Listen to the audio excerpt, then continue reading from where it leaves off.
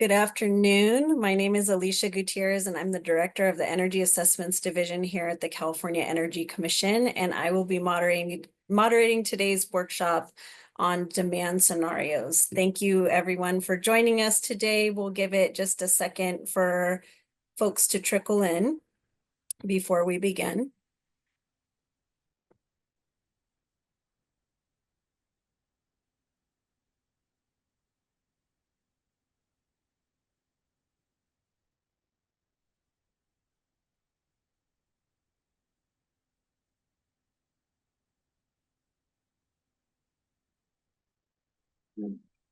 I see our numbers increasing. Again, my name is Alicia Gutierrez. I'm the Director of the Energy Assessments Division at the California Energy Commission, and we'll be moderating today's workshop on demand scenarios. Next slide, please.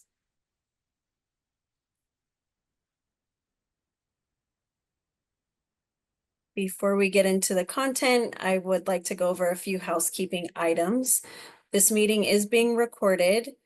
We encourage attendees to participate today by making comments during the public comment period and engaging in the question and answer portion that will come later in the agenda, or by submitting written comments by 5 p.m. on December 4th. Next slide. Today's workshop on the Demand Scenarios Project is hosted by our Energy Commission team in the Energy Assessments Division. The California Energy Commission initiated this project during the 2021 Integrated Energy Policy Report cycle, with the initial public engagement on the December 2nd, 2021 IPER workshop. The analysis, scenarios, and results were presented in a public workshop on April 7th, 2022. Demand scenarios provide assessments of future long-term energy demand, primarily using CEC forecast tools and methods. These assessments contribute to understanding implementation challenges of meeting greenhouse gas emission reduction goals and opportunities to shape energy policy. The assessments also help us in identifying these implementation challenges and that are necessary for energy agencies to conduct their own processes to develop resource commitments that will be needed to achieve California's goals. Next slide. So we have a number of topics that we're covering today. Our schedule includes an overview of the Demand Scenarios Project, building, industrial, transportation, PV, and storage scenarios. And then we'll have a 10-minute break followed by presentations on the methodology overview, input assumptions, and result and scenario insights. Then we'll allow time for questions and comments before we adjourn. With that, I will pass it on to Vice Chair Gunda, who is joining us today to give the opening remarks. Thank you, Alicia, and welcome everybody. See, the numbers are slowly trickling up, and hopefully the content today will be helpful for the long-term transition of the energy system and the different discussions we're having in a multitude of venues across the state. So thank you for all the public participants who are taking time to joining us today and be a part of this important discussion. Also want to thank the speakers today, panelists outside of the CEC, William Marin from Verdant, Jamil Farbs and Katie Pickrell from EER, and John Mitchell from JJM, who are joining us today to share some of the methodology and that we're using in developing the work that we're doing here. So thank you so much for the four of you for taking time today to join us. And also want to say big thanks to the CEC team. Obviously Alicia Gutierrez, you heard from, but also David Earn and Jeremy Smith, who are executive leadership within the division, who have been working very hard to ensure that the vision of the demand scenarios comes to fruition.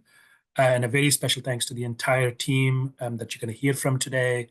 But also just highlighting Mike Jaskey, who has put in a lot of time in developing the framework and the vision for this work, along with Anita Rednam, Quentin G, Alex Lonsale, and all the presenters that you're going to hear from today.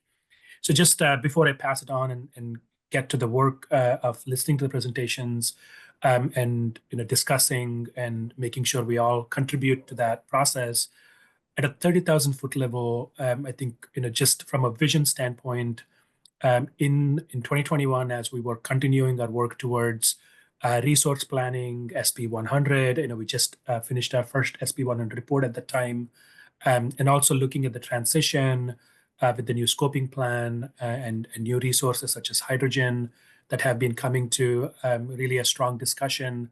The CEC really recognized a need for bridging the discussions within the scoping plan and the discussions we have in the demand forecasting, which are two bounds of the work that we do. So in the scoping plan, which is really a blueprint for the state's long-term climate transition, climate agenda transition. So we look at that as a kind of a backcast that's kind of important for us to think through on the needs of different levels of transition in different sectors. And on the other bookend, we see the forecasting, which is always taken this view of what is most reasonable to occur based on known public information. So the forecasting then kind of moves into many downstream kind of products such as the integrated resource planning. It goes into the distribution system planning. It goes into the resource adequacy at PUC. And on the natural gas, it kind of flows into some of the work that PUC does, and the utilities develop their own work. So what we've recognized is the importance of one, bridging the totality of the energy system, because so much of that is connected between the electricity as well as petroleum and the natural gas transitions all happening at the same time. So the need for really an interconnected framework to look at what happens as one thing changes to the other.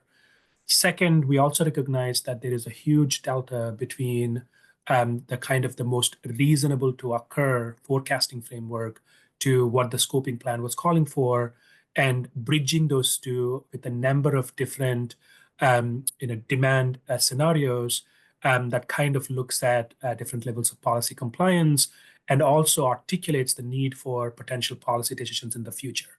So that was the spirit of how we started the demand scenarios work. We saw the demand scenarios work directly supporting the demand forecasting in giving some flavor on the uncertainty that we should be looking into at a forecasting level, but also its contribution into products such as SB 100, indirectly with the transmission planning that's 20 years ahead. So we wanted to have that uncertainty baked into our analysis. So we have a long-term directional view, which can help us more crystallize the decisions in the near-term planning work that we do as a state. So that was a lot of work to envision and kind of bring together staff resources and additional contracting resources. So again, I want to commend the entire Energy Assessments Division for really kind of pulling resources from every way to really kind of like construct this broad vision. So I'm thrilled by the progress we're making. There's still a lot of work to do, but again, wanted to commend the team for really bridging the critical thinking, the research synthesis, and all the technical work that has been happening to bring it all together. Again, I would love for us to think about it as two distinct areas that all kind of are interconnected. One, thinking about the three different energy sources, whether it's electricity, gas, or petroleum, and obviously the clean molecules discussion that we're having, whether it's hydrogen and such. So that's kind of like one way to think about the interconnectedness. The other thing to think about the interconnectedness is looking at the end users of transportation, buildings, industrial, as well as ag. So you will look at these things and they're all trying to come together in an integrated way so we can have some directional insights into several different futures and what demand might look under these different cases. Lastly, we have a lot of big unknowns, whether it's hydrogen, how big the hydrogen usage will be. It again depends on the penetration of that into different sectors. Similarly, we do not exactly have an idea on how much the data centers are going to add in terms of new load. And other areas of uncertainty would be around ag electrification and industrial electrification or decarbonization. So overall, again, incredibly impressed with the progress we've made and look forward to getting comments, questions, and partnership from all the stakeholders who are listening in today. Without further ado, again, welcome everybody, and I'll pass it to Alicia. Thank you. Thank you, Vice Chair Gunda, and just want to give you a shout out as well. Thank you for your leadership and for being a champion of this demand scenarios effort. So next, I will pass it to Anita Rednam, who is our project lead and manager of the Demand Scenarios project. So today I'll be providing an overview of our project. The presentations that will follow mine will dive deeper into the inputs, assumptions, and results of our 2023 demand scenarios. Next slide, please. All right, so the purpose of the Demand Scenarios project. So there are several goals with the Demand Scenarios project. The first one is to expand CEC demand assessments using forecasting techniques. This means that the CEC already has a broad and rigorous set of forecasting models that project energy consumption for electricity and natural gas, except for transportation sector, which covers all the fuels. The demand scenario project expands this coverage to project energy consumption for all fuels in different sectors. Another goal for our project is to assess GHG associated with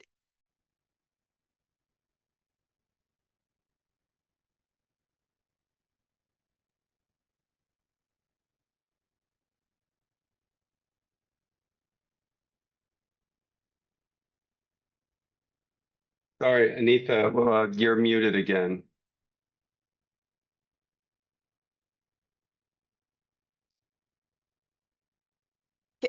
Can you hear me now? Yes. All right, sorry about that. Okay, so because the CEC works with other agencies, another leading goal is to increase collaboration and data sharing among CEC, PUC, and CARB to reduce uncertainty caused by data limitations. And finally, from a broader perspective, a leading purpose of the Demand Scenarios project is to gain insight for potential legislative, regulatory, or programmatic incentives. By using our tools to assess the potential impacts of different policies, the CEC can provide information critical to implementation of California's decarbonization goals. Next slide, please. All right, so this slide here gives the general idea on how the Demand Scenarios project fits in between the CEC's electricity and natural gas forecast planning process and CARB scoping plan process. So as seen on the left, a foundational component of the state's energy planning is the CEC's energy demand forecasting. So this demand forecasting is used in various energy planning proceedings, including the PUC's oversight of energy procurement and the ISO's transmission planning. Also, the CEC natural gas forecast usage by PUC is evolving in response to interest and needs. So moving on to the center box, which is our demand scenarios modeling. So this covers all types and end-use sectors using CEC forecasting and load modifier tools, along with other supplementary models. We developed scenarios that combine existing, expanded, and new programs to assess potential impacts. This helps gain insights in advance of regulatory commitments. Then on the far right, we can see a description of the CARB scoping plan. This has a set of GHG emission control measures that aims to collectively meet statutory GHG reduction targets for emissions from both energy consumptions and the state's natural and working lands. While some components of the scoping plan capture some impacts associated with programs and regulations, in some individual measures are targets. And the scope of these efforts can change as CARB tackles developing specific regulations to implement each control measure. The goal is to reduce overall emissions across these sectors to meet state climate objectives. Next slide, please. All right, so as I mentioned earlier, demand scenarios, they project energy consumption for various fuels based on energy policies and programs that are needed to decarbonize California's economy. Our project involved developing 3 demand scenario types with various sensitivities, which extend out to 2050 and include varieties of fuels. And just like the 2021 demand scenarios assessment cycle, we integrated our internal CEC demand forecast and load modifier projections into a contractor modeling tool, which is the new demand scenarios model. So this model provides complete coverage of all sectors' fuels for 7 electric planning areas comprising nearly of the state.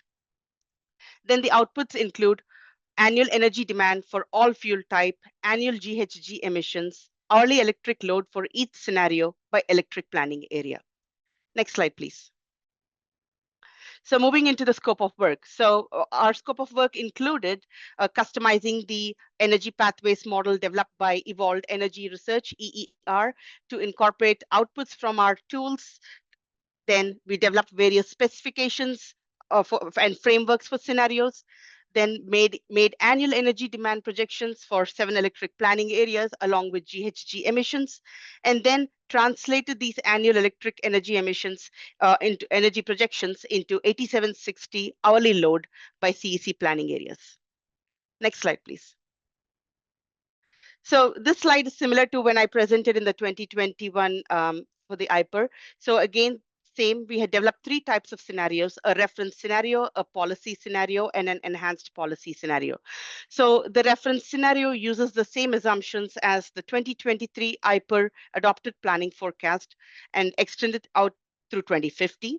So this scenario assumes the same set of standards programs will continue all the way till 2050.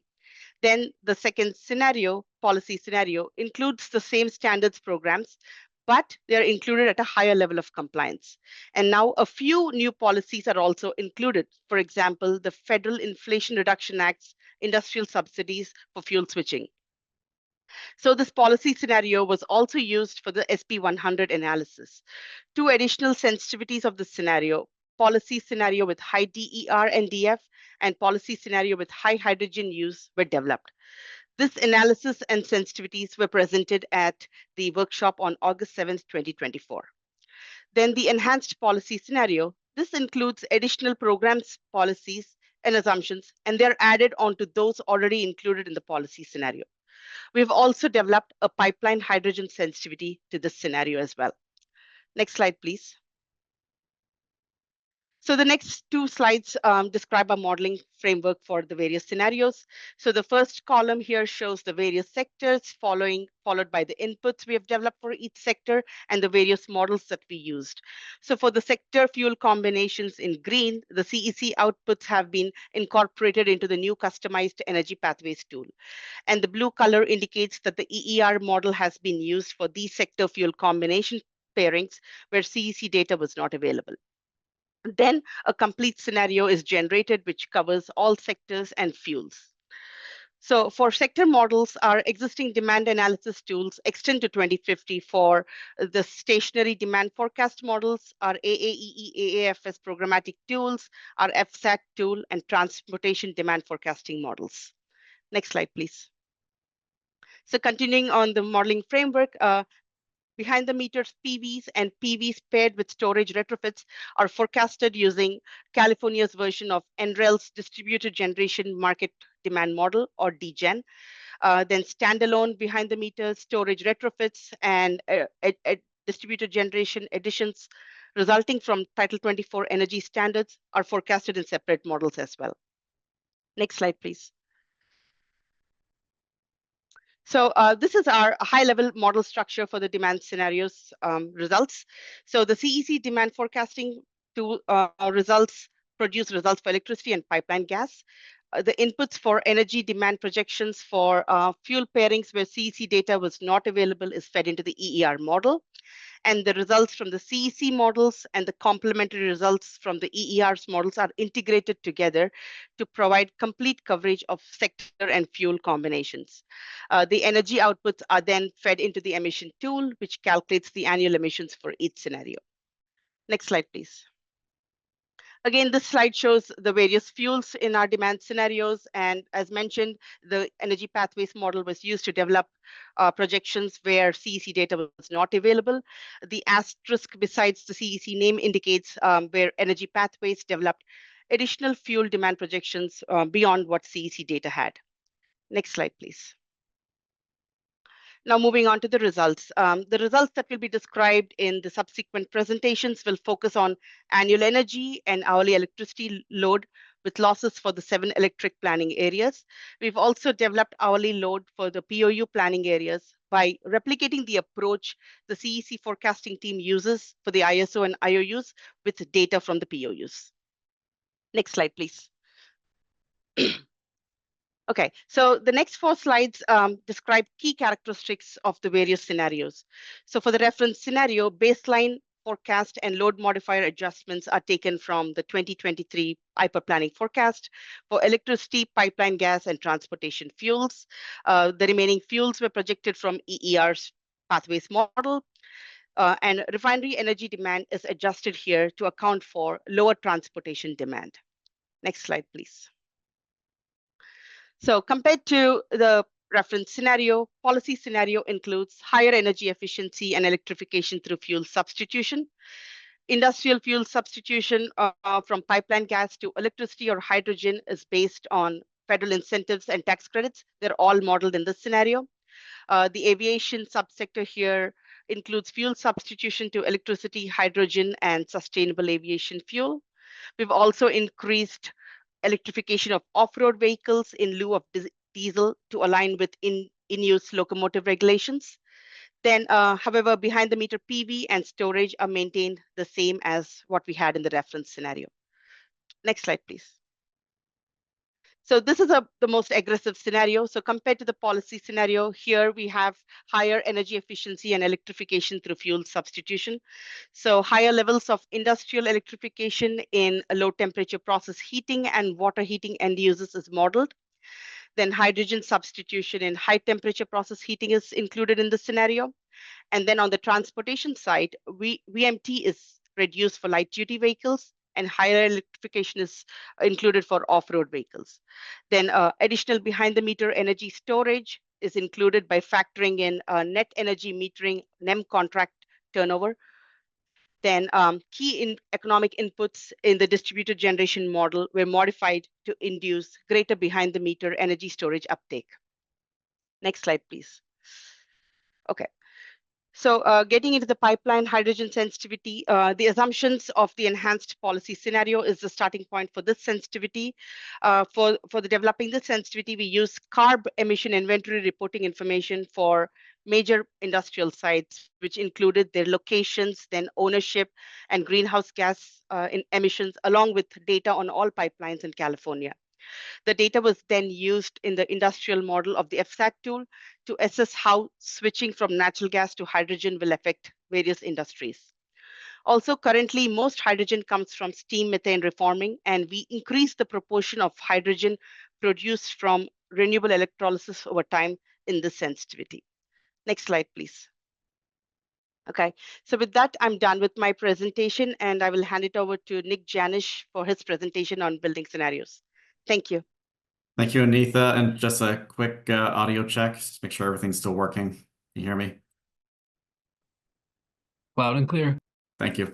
All right, hello. My name is Nicholas Janisch. I'm a supervisor in the Advanced Electrification Analysis Branch at the California Energy Commission. I will discuss the inputs and assumptions along with the results of the building scenarios for the demand scenarios project. Next slide. Here is a long list of acronyms and initialisms. The ones you're going to mostly pay attention to is AAEE, AFS, those show first. Next slide, please. Now let's discuss the building scenarios, inputs, and assumptions. Next slide. For the reference policy and enhanced policy scenarios and their sensitivities, I will walk through the assumptions. Across all scenarios, they share the same 2023 baseline gas electric demand forecast. What varies across the scenarios are the additional achievable energy efficiency, AAEE, and additional achievable fuel substitution scenarios, or AAFS, where for those scenarios, the modeling, the zero emission appliance modeling assumptions vary across. Next slide, please. This table summarizes at a high level the different assumptions across the 3 scenarios. Let's begin with the AAEE and AFS assumptions. These capture a range of incremental market potential impacts beyond what is included in the baseline demand forecast, but within the range of what is reasonably expected to occur. As seen in the left two columns, the additional achievable energy efficiency, there is no variation in the programmatic gas AAE measures. They're all the same, scenario 3. For programmatic additional achievable fuel substitution scenarios, there are variations where enhanced policy has the most aggressive, or scenario 6, which includes speculative programs. Notice that the policy scenario sensitivity, DER-DF scenario, has a different load modifier, scenario 4. The AFS programmatic scenarios increase going from 3 to 4 to 5. Note that with our modeling framework, the more programmatic impacts are included, the remaining gas that can potentially be substituted from zero emission appliances above beyond those program impacts is reduced. That brings me to the AAFS zero emission appliance modeling on the far right. Again, they follow the same AFS 3, 4, 5 sequence where the reference and policy scenarios use scenarios 3 and 4, and the reference and policy scenarios model statewide emission space and water appliance standards happening in 2030, with the reference scenario having a slower ramp rate to that 2030 compliance state. Scenario 5 on the right corner uses the same adoption scenarios.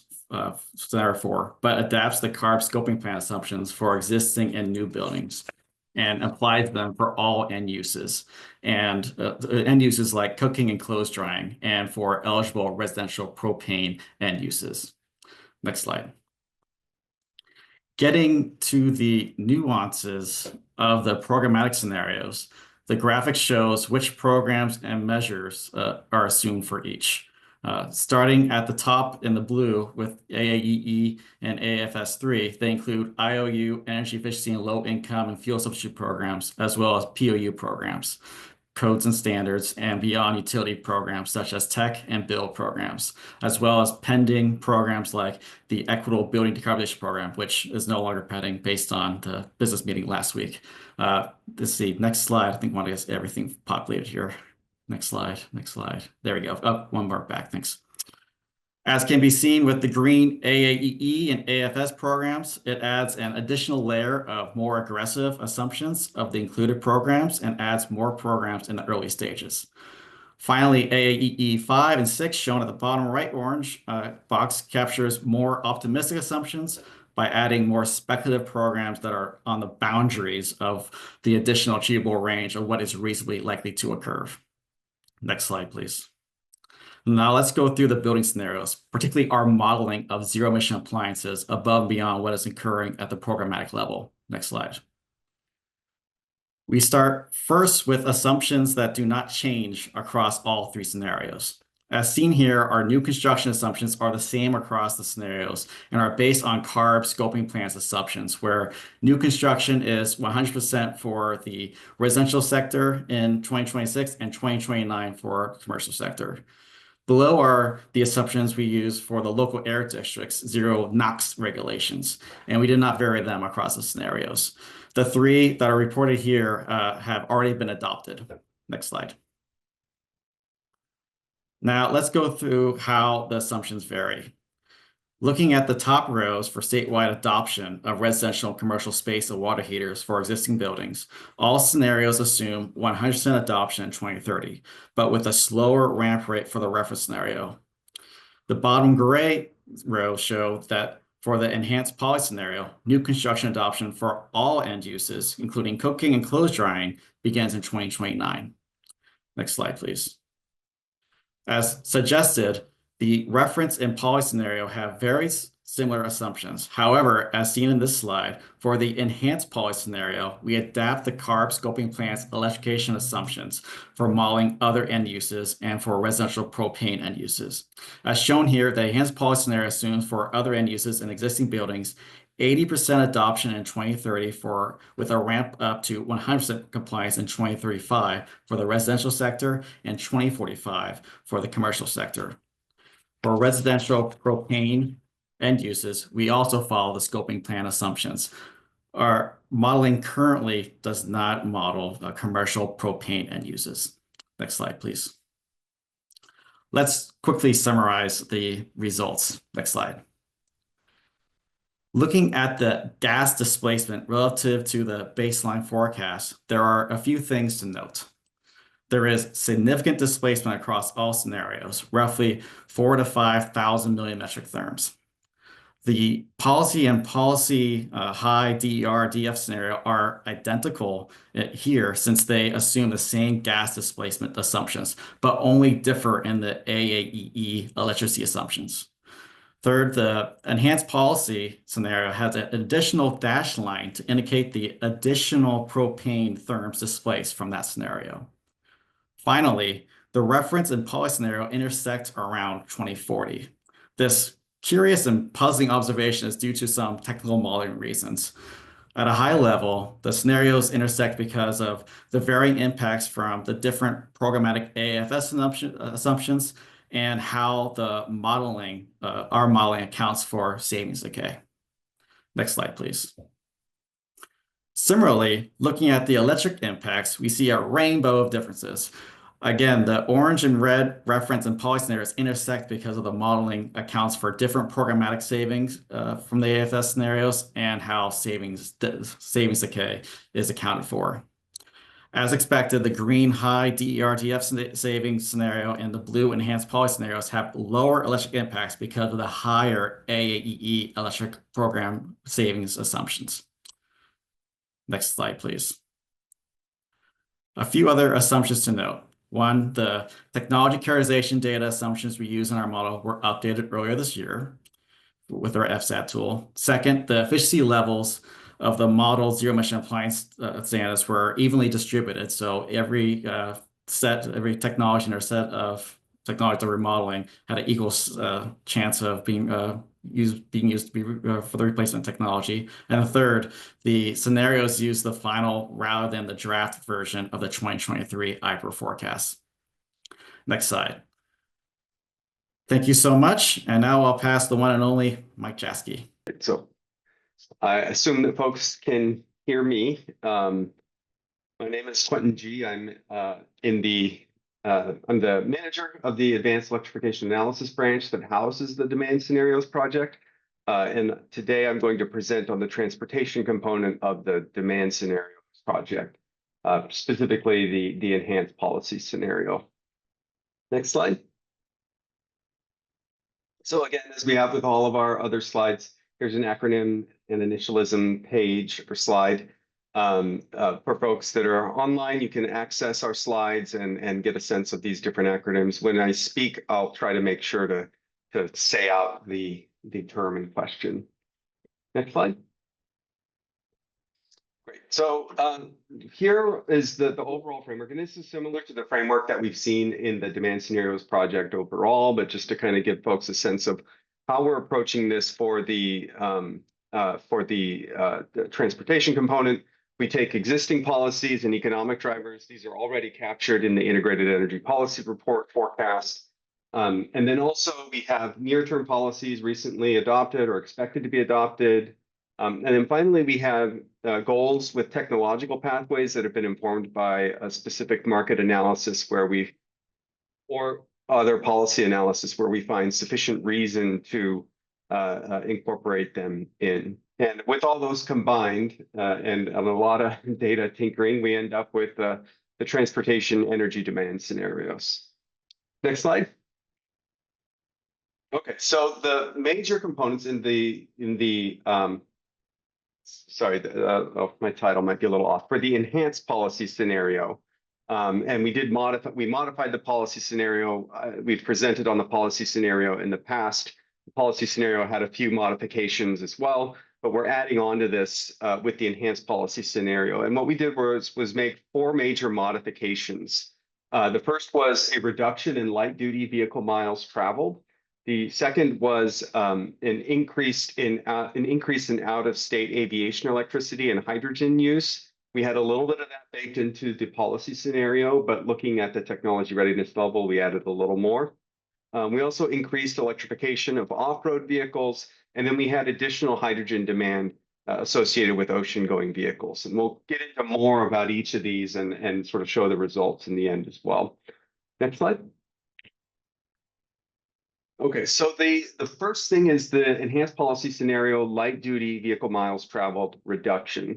So the major description here is that we took per capita light duty vehicle miles traveled and reduced them to 10% lower than the 2023 value by 2030, and then a 15% lower amount by 2045. The idea here is that we would have particular programs, policies, et cetera, that may be able to encourage more city or urban travel and the associated things such as active transportation, et cetera. The context for this, however, is that vehicle classes are not distributed geographically uniformly. They also have varying miles per gallon or miles per gallon equivalent for non gasoline or diesel vehicles. So what we had to do is we had to go into the data and sort of do a lot of transformations here. But the overall major steps that we did was we calibrated per capita vehicle miles traveled to align with the VMT reductions versus 2023. We used vehicle registration data that the CEC tracks for the transportation forecast. We use that data and sorted by urban and rural proportions by county that are associated from US Census data.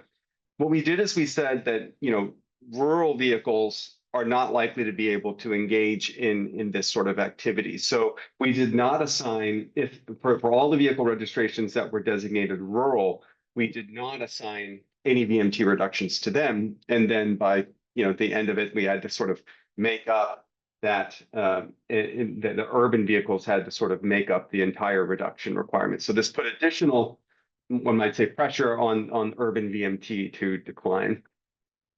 So on the next slide, we can look at the results here. And so on the left, we can see the VMT comparison for all fuel types here. So the vehicle miles traveled, sort of in the policy scenario, we didn't make any changes. So the policy scenario, it's the same thing as the reference scenario in this case. So that blue line on top that you see is just sort of, we're expecting vehicle miles traveled to go up overall. And then in the enhanced policy scenario, we can see a little bit of a decline there. It's not a 10% decline in the vehicle miles traveled. It has to do with the per capita and the urban rural transformation there. But those are the kind of the results there. We do see a decline in vehicle mile traveled as a result. On the right, we can see the light duty electricity comparison.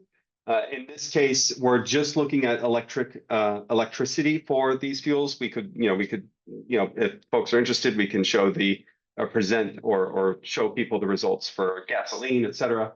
But just looking at electricity is one of the most formative fuels of interest here for transportation. We actually see quite a bit of a decline in that. And this is in part has to do with the fact that a lot of the more urban vehicles tend to be more electric. We obviously, with more electric vehicles modeled out in the demand scenario, we do see some of them penetrating into rural areas as well. But there's just more of a concentration in those urban areas. Next slide. Okay, so aviation was the next major component for the enhanced policy scenario. The major description here is that opportunities exist for zero emission aviation. There are limited use cases here. But what we did is we conducted some analysis on the technology readiness level associated with these different fuel modes or aviation modes here, or aviation types. So the technology readiness level for battery electric planes and for fuel cell electric planes, it has actually increased quite a bit in recent years. The International Energy Agency tracks the development across these, and we've seen it go from the bottom end of TRL 4 and 5 to the upper ends approaching 7 and 8, where 10 or past 10, once you get past 10, you are at the point where you're ready for commercialization. So we're starting to see us at this stage of large prototypes and demonstrations. We've also seen a lot of investments by the aviation industry. This is something that we've also been tracking. Some of the major producers have major suppliers. One might think of Airbus or Boeing. They've made a lot of investments in these areas. And so we found that there would be some good basis for us to to make some modifications to that in an enhanced policy scenario. What we did is we used the existing policy scenario for in-state electricity and hydrogen penetration, but we doubled the electricity and hydrogen for out-of-state flights. So it was 5% before we, in the policy scenario, we made it 10% each by 2045 in the enhanced policy scenario.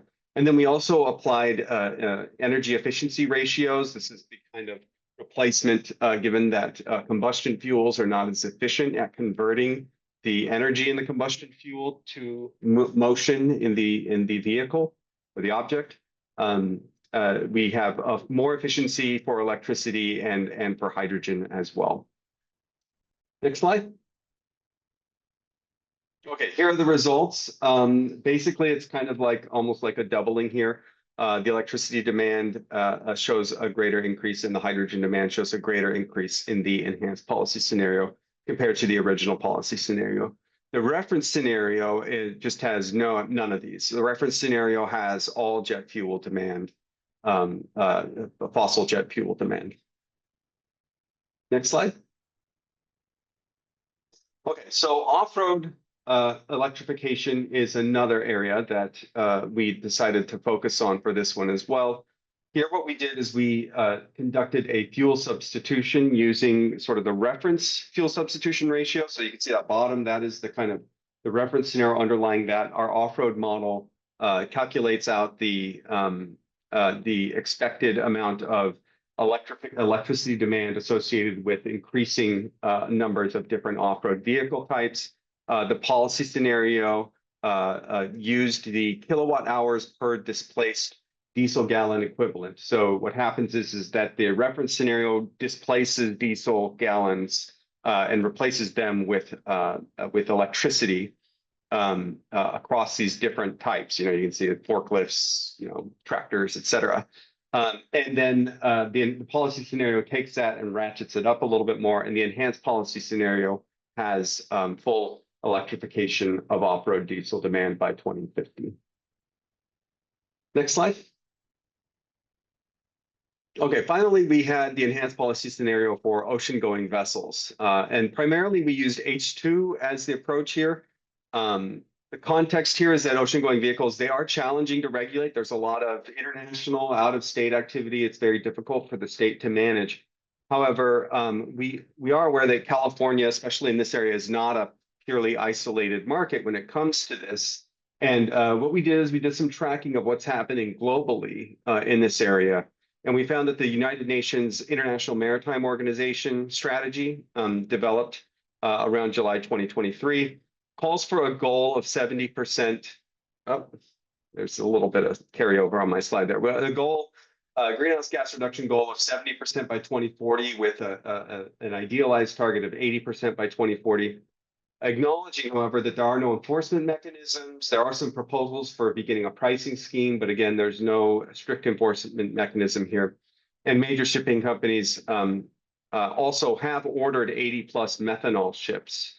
And so we're looking at some changes in the market, and hydrogen tends to be the potential sort of mediating fuel between as a step in the production of green methanol or green ammonia. These either hydrogen in the form of a fuel cell or methanol and ammonia are options for converting ocean-going vessels into low-carbon fuels. And the method here that we conducted, starting in 2030, we had hydrogen substitution of ocean-going fuel energy by with hydrogen approaching 50% by 2045. We did have that note for me was in red. We did have a 10% improvement in efficiency assumed, ramping from 2030 to 2045. And the results are on the next slide.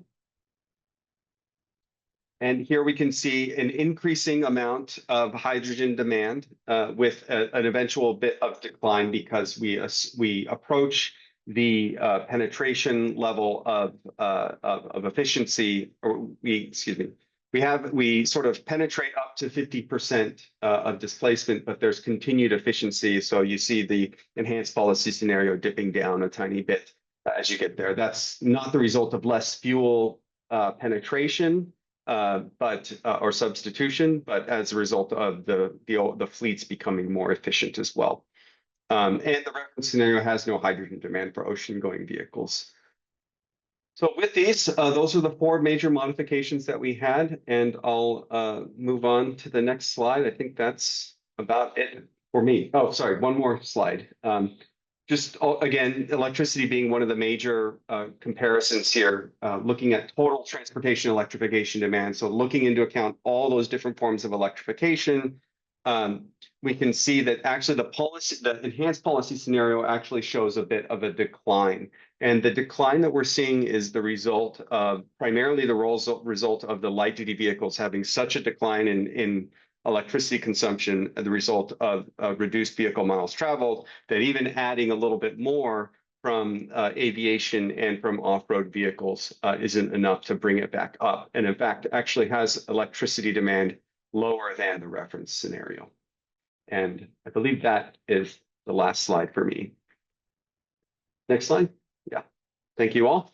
Maybe we'll try to head back, get over to Mike if we've resolved those technical issues there.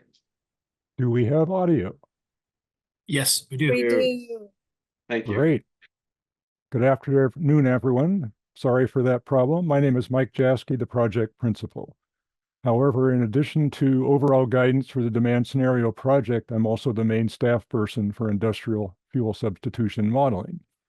In this presentation, I'm going to cover an overview of 5 facets of industrial modeling: the base electricity and pipeline gas demand forecasts, which form the foundation for the fuel substitution tool that we developed for this project, a summary description of that ag and industrial FSAT module itself, rationale for the industrial fuel substitution scenarios we developed and assessed, some actual assumptions about the fuel substitution growth and potential through time, and initial work on the introduction of hydrogen pipelines and how they could influence the scale of usage of hydrogen.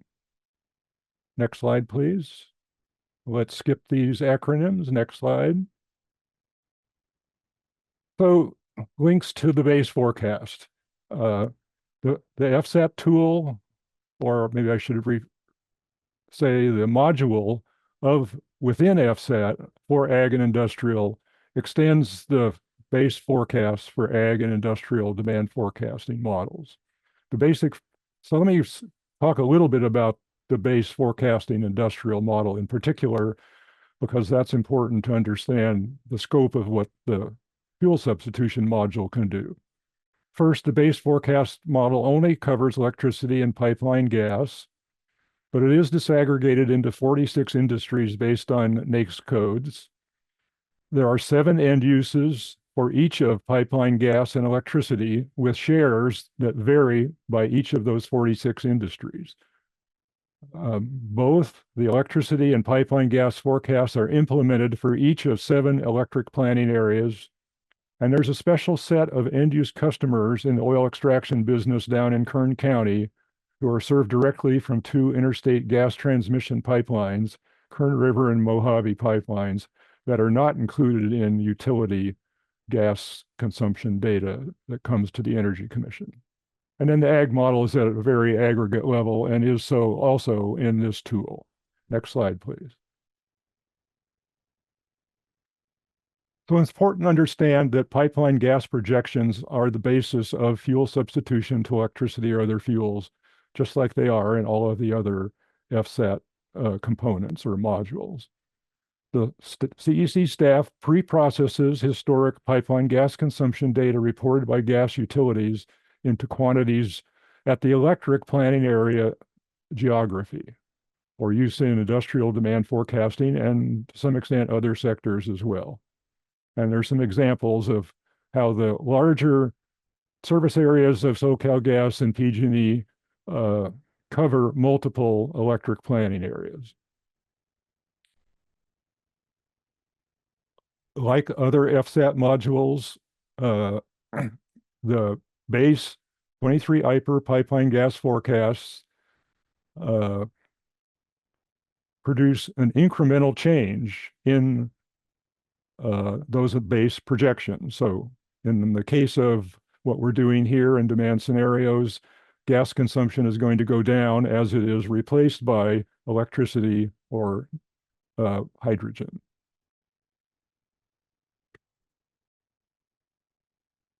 And it's critical to understand that we do this analysis at the electric planning area level so that when there is substitution to electricity, we can pin that electricity to a particular electric planning area for purposes of electric generation resource planning and transmission assessments.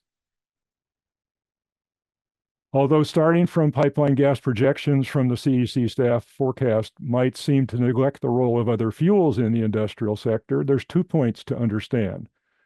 In current times, there's very limited number of industries that combust any fuel other than pipeline gas. The days of industry burning oil are long gone. And we're in some limited numbers of industries where there are other fuels that are prominent. The EER model covers these fuels, as was discussed earlier today by Ms. Redknapp. Next slide, please. So when we get into the features of the Ag and Industrial FSAT module itself. So in the module, pipeline gas can shift to either electricity or hydrogen, depending on the industry and its thermal usage share. The thermal end is one single end use in the natural gas forecast, and it is split into 3 based on temperature ranges of production processes from industrial modeling literature. So these 3 more specific end uses are process heat high, process heat low, and water heat. Process heat high is a very high flame temperature, and that's where hydrogen is suitable. Process heat low and water heat are much lower temperatures and are perfectly capable of being provided through electricity heat pumps. So the niche role that hydrogen can serve is in the high temperatures above 300 to 500 Fahrenheit that cannot be achieved by electricity-driven heat pumps. The FSAT module has separate potential and adoption rate assumptions for each industry and each planning area. The potential grows through time as the manufacturing capability expands to deliver heat pumps and hydrogen combustion equipment to their clients. Adoption rates reflect end user acceptance and or the strength of mandatory control measures where they exist. And then, as is mentioned previously, for electricity, the FSAT module develops both annual energy consumption by planning area and industry, and it uses 8760 hourly load profiles to spread that annual consumption into hourly impacts. And then finally, there are additional assumptions that are needed to define how hydrogen is produced, how it is delivered from source to end user, and how the shares of these alternative sources vary through time. Next slide, please.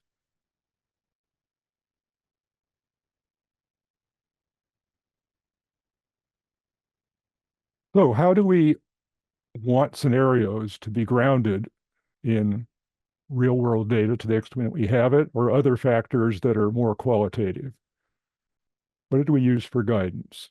There's various California laws that have been enacted through time addressing specific statutory goals to decarbonize, but these don't really specify how to accomplish this. The cap and trade program devised and administered by CARB again provides a general inducement to reduce carbon emissions, but nothing technologically specific.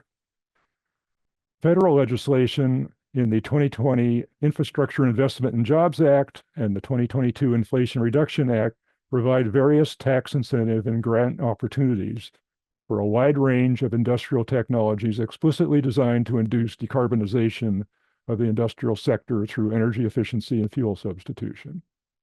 And these are what is fundamentally guiding the development of our scenarios. In addition, US DOE has demonstration programs trying to spread the word, educate various industries about technology options, both those commercially available today and emerging ones in the near or midterm that are either available or going to soon be available for manufacturing and other industries. And the Better Building series that some people are aware of is one example of these educational outreach efforts. In the end, there's a lot of judgment that went into devising specific potential and adoption rate assumptions, and that implies that the results that come out of these analyses are very uncertain. There's a wide range of alternative specifications that could have been made and assessed, and really there's more of a envelope of possible outcomes rather than any specific thing that can be used for or suitable for use in forecasting. Next slide, please. So translating what I said into a little bit more guidance, as was the case for other scenarios or other sectors rather, excuse me, the reference case has no fuel substitution. The policy scenario has moderate levels of pipeline to electric fuel substitution for water heat and process heat low using industrial scale heat pumps. More limited pipeline gas to hydrogen for just the process heat end use was also included. The potential expands through time as heat pumps and hydrogen combustion prove themselves through federal demonstration projects and the incentives I mentioned earlier. Facilities that adopt hydrogen as a replacement for pipeline gas are assigned use of on-site electrolysis and on-site storage where necessary. Finally, in the enhanced policy scenario, the adoption rates increase after the 2030s as decarbonization technologies become more common and they become part of the conventional set of choices for industrial facilities. And potential grows after the early 2030s as manufacturing capacity for these products expands, but at a slower pace than when stimulated by the federal incentives. Next slide, please. So there's a series of charts, starting with this one, that will show in a graphical sense the change in potential through time. So the vertical axis is the share of the underlying end use that is suitable for conversion to electricity, and the horizontal axis, of course, is the time scale. The red line is a generic curve for water heat, and the blue line is a generic curve for process heat low. And since water heat is a very common process, industrial heat pumps can cover the great majority of those applications, so a generic potential covering all industries was assumed. The potential for substituting process heat low is more complicated, applications are more diverse, and as long as there's federal incentives that identify many, and perhaps starting with the more prevalent of them, then it grows up until the mid-30s when those incentives go away, and then it slows dramatically, sort of plateauing, as you can see on the chart. Next slide, please. Okay, this is a very similar chart, except this is for the enhanced policy scenario.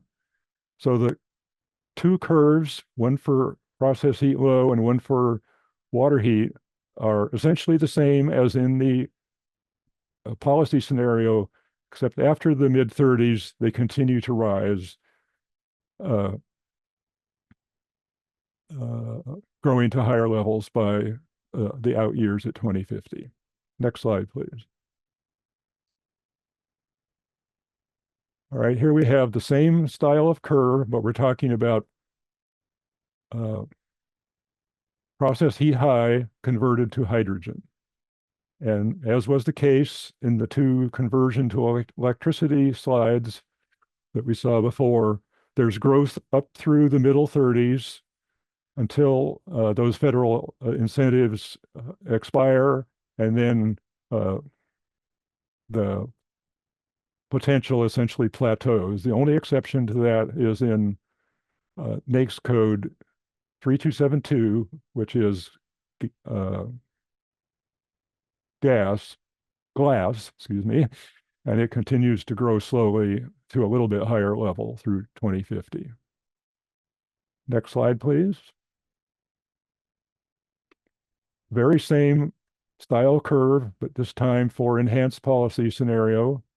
Again, process heat high, converting pipeline gas, converting to hydrogen. And here, the near term up through the mid-30s is essentially the same. And there's a small increase through time out through 2050. Next slide, please. So the charts on the previous slide are good for showing change through time, but hard to see actual numeric values. So to assist you, this summary table just provides the 2050 endpoints for the 4 graphs that I showed in the last several slides. There's much higher potential for electric fuel substitution in low temperature process heat and water heat end uses. So that's why we have final potential up, in some cases, up in a 75 or 90% level. Whereas for all of the hydrogen, they're no more than 25% out in the policy, excuse me, out in the 2050 time horizon. Although I haven't shown the actual data about how this maps into the individual 46 industries, there actually is a lot of diversity across the 46 industries in how natural gas is used and the mix of end uses that we are examining in this tool. So while the shares of potential seem uniform across a lot of industries, the actual share of total pipeline gas consumption shifted to either electricity or hydrogen is not nearly as uniform in this, and can't see those results in anything that I'm going to present today. Next slide, please. So now I'm going to shift gears from the main scenarios over into the hydrogen pipeline sensitivity. Now remember, this is a sensitivity to the enhanced policy scenario that explores how hydrogen pipelines might change outcomes. And recall that in both the policy and enhanced policy scenarios, the fuel substitution of pipeline gas to hydrogen was entirely produced and consumed on site by each individual industrial facility using electrolysis supplied by grid electricity. So let's set the stage for hydrogen production by pipeline. First of all, wherever it's produced, by definition, a pipeline is delivering it from that point of production to a variety of end-use customers. So it's not a one-to-one producer-consumer right there within an industrial facility. And necessarily then, there's the old chicken and egg issue of how the development of a pipeline requires commitments from end users to consume the product being delivered that at least roughly matches the hydrogen production capability and the capacity of the pipeline itself to satisfy that mutual production consumption agreement. There are 2 well-known efforts to create large-scale hydrogen production and consumption that rely on pipelines. First is the ARCHES effort, for which the state and a partnership with a whole agglomeration of industries and users submitted an application to the federal government to become one of the hydrogen hubs. That application was accepted. Something like $1.2 billion has been nominally set aside for that hydrogen hub. And I believe the money is actually flowing for more detailed planning than the initial application itself. The second is the SoCalGas-sponsored Angeles Link project that would produce hydrogen using renewables stored in exhausted oil extraction reservoirs in Utah, and then delivered to Southern California through a long, long pipeline. All of the assumptions used in this sensitivity are the same as the enhanced policy scenario, except those related to hydrogen production and usage. Next slide, please. So let me dive deeper into hydrogen production and delivery. There's many combinations of how hydrogen can be produced and how it can be distributed that can be implemented in the real world. And the more prominent combinations are listed here on the top part of the slide. There's steam methane reforming on site, steam methane reforming using existing or augmented pipelines, electrolysis on site using grid supplied electricity, as we assumed in the two core scenarios, electrolysis offsite using renewable generation, and then the production of hydrogen is distributed via a pipeline network, or combinations of these. So the EPS hydrogen pipeline sensitivity creates a scenario based on the development of pipelines from one or more central sources distributing hydrogen to end users, somewhat like the pipeline gas distribution system does today, except outside of the regulatory structure of utility obligation to serve, guaranteed rates of return on investment, and all of the other accoutrements of a regulated industry. Since hydrogen is produced today in both in-plant production processes and commercial companies via a few short pipelines, and these are using the steam methane reforming methodology, in the initial years, this is one of the sources of hydrogen pipeline and probably the largest one other than on-site electrolysis. In short, we assume three specific pipelines building from existing routes where there are pipelines operating today, or reasonably hypothesized new routes. And I'll talk about the three routes that are listed at the bottom of the slide, Wilmington, Carson, up in the Northern California Bay Area, or the oil extraction area around Bakersfield in the next slide. And so next slide, please. All right, the gray ellipses on these three maps, which are the three regional pipeline areas that I mentioned a moment ago, show the general area as they eventually expand in stages through time. These map-based charts are deliberately fuzzy because some of the information we used was federal pipeline data that is confidential. We did a lot of work trying to understand the proximity of major industrial facilities to various existing pipelines using that federal pipeline data, and which includes the entirety of any pipeline for any purpose that exists in California today. But unfortunately, it's confidential and cannot be shared. So you have to satisfy yourself with these rough depictions. So the Metro LA pipeline, the one on the left, starts from an existing air products production facility, and which is already using its own pipeline to serve various multiple customers over about a 30-mile range. And we assumed it would expand further north and a little bit to the east to pick up more industrial customers. The Bay Area route in the middle is on the south side of San Pablo and Suisun Bays, and based on the location of existing hydrogen usage of refineries and chemical plants, and an existing pipeline route that could be repurposed. And the Bakersfield route on the right doesn't have an existing hydrogen production facility or any kind of existing starter pipeline.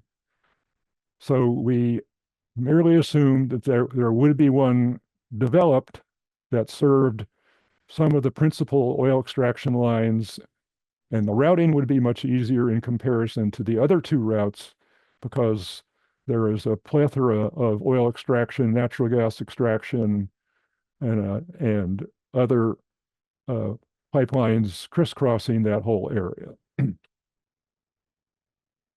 And though not depicted on these maps, the most likely areas for renewable generation development to support hydrogen production are in the lower Central Valley area in and around Bakersfield. And if hydrogen is produced there, making use of renewable generation, then there will have to be links from that location to each of these three distribution pipeline that we created. Next slide, please. So what was our general approach? We sought to explore an alternative hydrogen production and distribution method that would both expand upon and replace, in some instances, the on-site electrolysis that we assumed in the main scenarios. The distribution pipeline expansion necessarily comes in stages, and then new customers can be added. So in a moment, I'll show you a chart that shows sort of a notchy growth in consumption through time. Over the long term, renewable electric generation can support distant electrolysis sites, which expand delivery capability, substitute for on-site electrolysis, and add new end-use consumers along the way, feeding off of those production pipelines. We also assumed that some of the hydrogen production, on-site hydrogen production, remained because the location of the end-user facility was too remote to justify the connection costs. Next slide, please. I'm not going to get into the first few bullets of this slide. They seem a little redundant in hindsight. But there are 4 key metrics that show the impact of this sensitivity in comparison to the earlier scenarios themselves. The hydrogen consumption, the pipeline gas displaced, the electricity required for on-site supplied electrolysis, or the electricity required for remote hydrogen production by renewable generation, supporting hydrogen production through electrolysis and then delivered through these 3 delivery pipelines. In the following slide, I'll provide some high-level results to compare outcomes across the slide. And before I talk about those sensitivity results, I want to acknowledge the assistance of the Guidehouse consulting team that provided support to all of the FSAP modeling efforts, especially development of this modeling tool, and especially to Usman Mohammed of the CEC staff, who devoted a lot of effort to grapple with the proximity of specific industrial customers and possible pipeline routes. So let's look at this slide 18. The rows are variables: pipeline gas displaced, remaining natural gas, direct electricity added, etc. And the 4 columns on the right are the 3 primary scenarios and then the sensitivity. So looking at pipeline gas displaced, you can see that there's nothing in the IPER column. We had no fuel substitution. We had a modest increase in million therms in the policy scenario, about a tripling of that in the enhanced policy scenario, but then more like a quadrupling when we get to the sensitivity. And if you look at the next row down, remaining natural gas consumption, you can see there's basically a pretty analogous reduction in the remaining gas being consumed in the industrial sector that corresponds to the gas displaced, as there should be. On direct electricity added through fuel substitution, this is the low process heat and water heat conversion to electricity. And you can see that there's several hundred gigawatt hours in the policy scenario, more than 1,200 in the enhanced policy scenario, and exactly the same amount in the pipeline sensitivity, because we did not change that direct water heat and process heat substitution in this sensitivity. Now, when we get to hydrogen added, that's where the impact of this scenario also shows big time. Very modest hydrogen usage in the policy scenario, about a quadrupling of that in the enhanced policy, and more than 8 times increase in the sensitivity. So we're getting into 1 billion kilograms a year by 2050. And the last thing I'll mention is the electricity consumption coming from electrolysis, starting with on-site. So 2,300 gigawatt hours in the policy scenario, almost 4 times as much as that in the enhanced policy scenario, and only about a third increase in the policy sensitivity. And as I mentioned before, we did have some increase in on-site as customers who were close enough to or encouraged by the development of these pipelines took the plunge and did so in on-site electrolysis because they were too far away from the pipeline itself. And then finally, the most important of these results is that the electricity for generating the power that will from renewables that will produce hydrogen via electrolysis and distributed via pipeline is this gigantic number of over 50,000 gigawatt hours. And that is a very large number and needs to be taken into account in our planning process if we're going to have anything like this kind of hydrogen penetration into the industrial sector. Next slide, please. And I just wind up with some conclusions. So the FSAT Ag and Industrial tool has been designed to facilitate a wide range of alternative input assumptions. What we assessed here is largely based on a particular specification that's guided mostly by judgment, and many alternative specifications are equally plausible.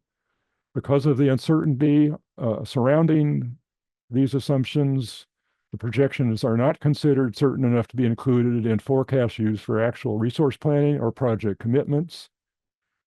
Much more extensive data about industrial sector processes is needed to reduce the uncertainty about these kind of projections, and an interagency effort to acquire and share improved data is necessary to thoroughly understand the real issues confronting decarbonization of the industrial sector.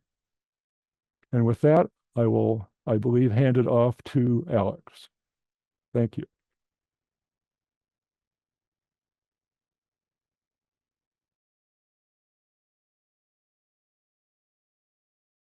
All right. Thanks, Mike, and good afternoon, workshop participants. Looks like the slide deck is being refreshed. We'll just give it a moment.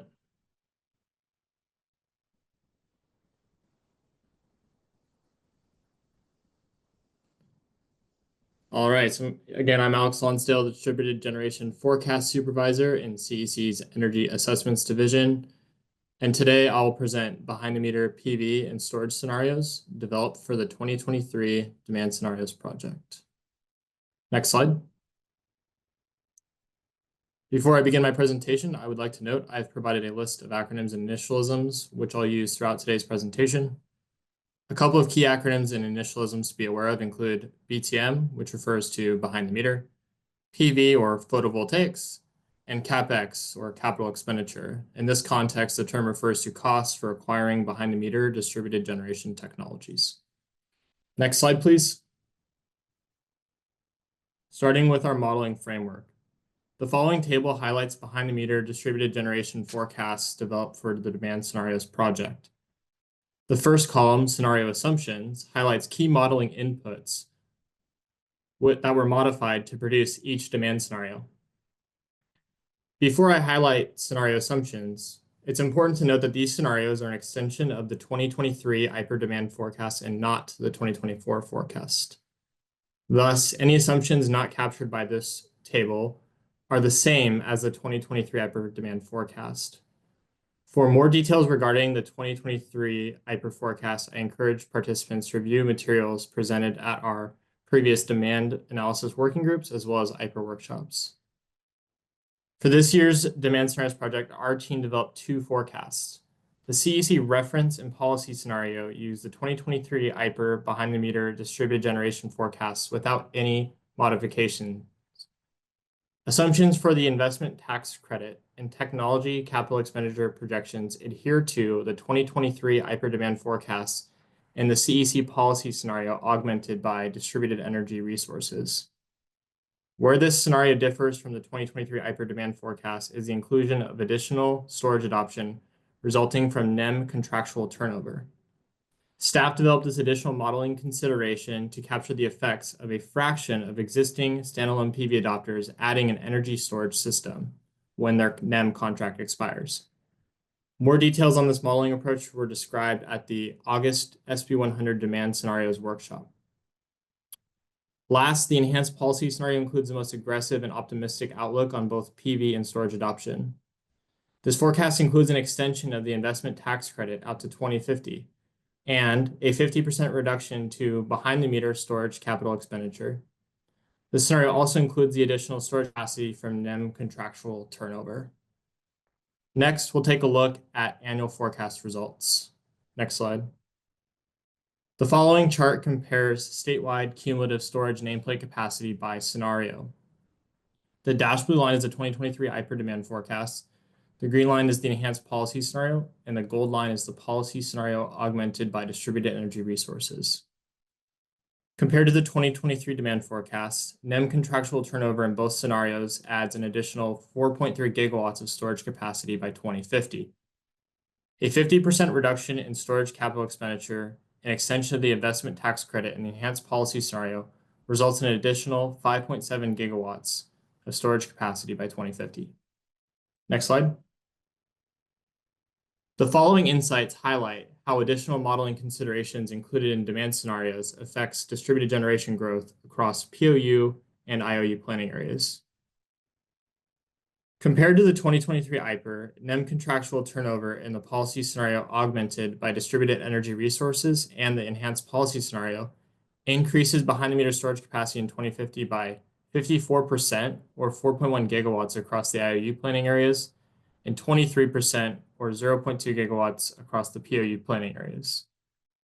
Most of the additional storage capacity resulting from NEM contractual turnover is added to IOU planning areas.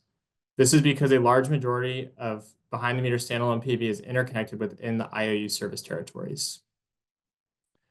Cost reductions in the enhanced policy scenario increases behind-the-meter storage capacity in 2050 by an additional 42% or 4.9 gigawatts across the IOU planning areas, and 83% or 0.7 gigawatts across the POU planning areas. Greater growth in behind-the-meter storage capacity from the ITC extension and capital expenditure reduction stems from aggressive pricing for paired systems. The baseline 2023 IPER demand forecast predicts lower storage attachment rates in POU service territories since POUs have lower TOU rates and haven't implemented a tariff that resembles the net billing tariff, which applies to IOU service territory. Next slide. As shown here, there is no change to behind-the-meter PV capacity in the policy scenario. This is because that scenario focused on additional storage capacity from NEM contractual turnover. However, by 2050, there is an additional 12.6 gigawatts of behind-the-meter PV capacity in the enhanced policy scenario. Additional capacity is driven by the ITC tax credit extension from 2034 to 2050, as well as lower paired system costs throughout the forecast period. These cost considerations result in lower payback periods for investing in distributed generation and attract more customers to adopt. Next slide. PV forecast insights. So compared to 2023 IPER, the investment tax credit extension and reduced paired system costs in the enhanced policy scenario increases behind-the-meter storage capacity by an additional 26%, PV capacity by an additional 26% or 10.5 gigawatts across IOU planning areas and 33% or 2.1 gigawatts across POU planning areas. Apologies, I think I mixed that up. I meant to say this is referring to the storage capacity, but I think there is just a wording issue there. The percentage growth in PV capacity is more similar than the storage additions. This does signal that both IOU and POUs benefit similarly from the extension of the ITC, which eliminates any market saturation limits in our distributed generation market demand model from the expiration of the investment tax credit. though it is important to note that most of the capacity is added to the IOU planning area since these territories represent more electric utility customers in California. Next slide. That concludes my overview of the annual forecast results. Thank you all for your time and attention today.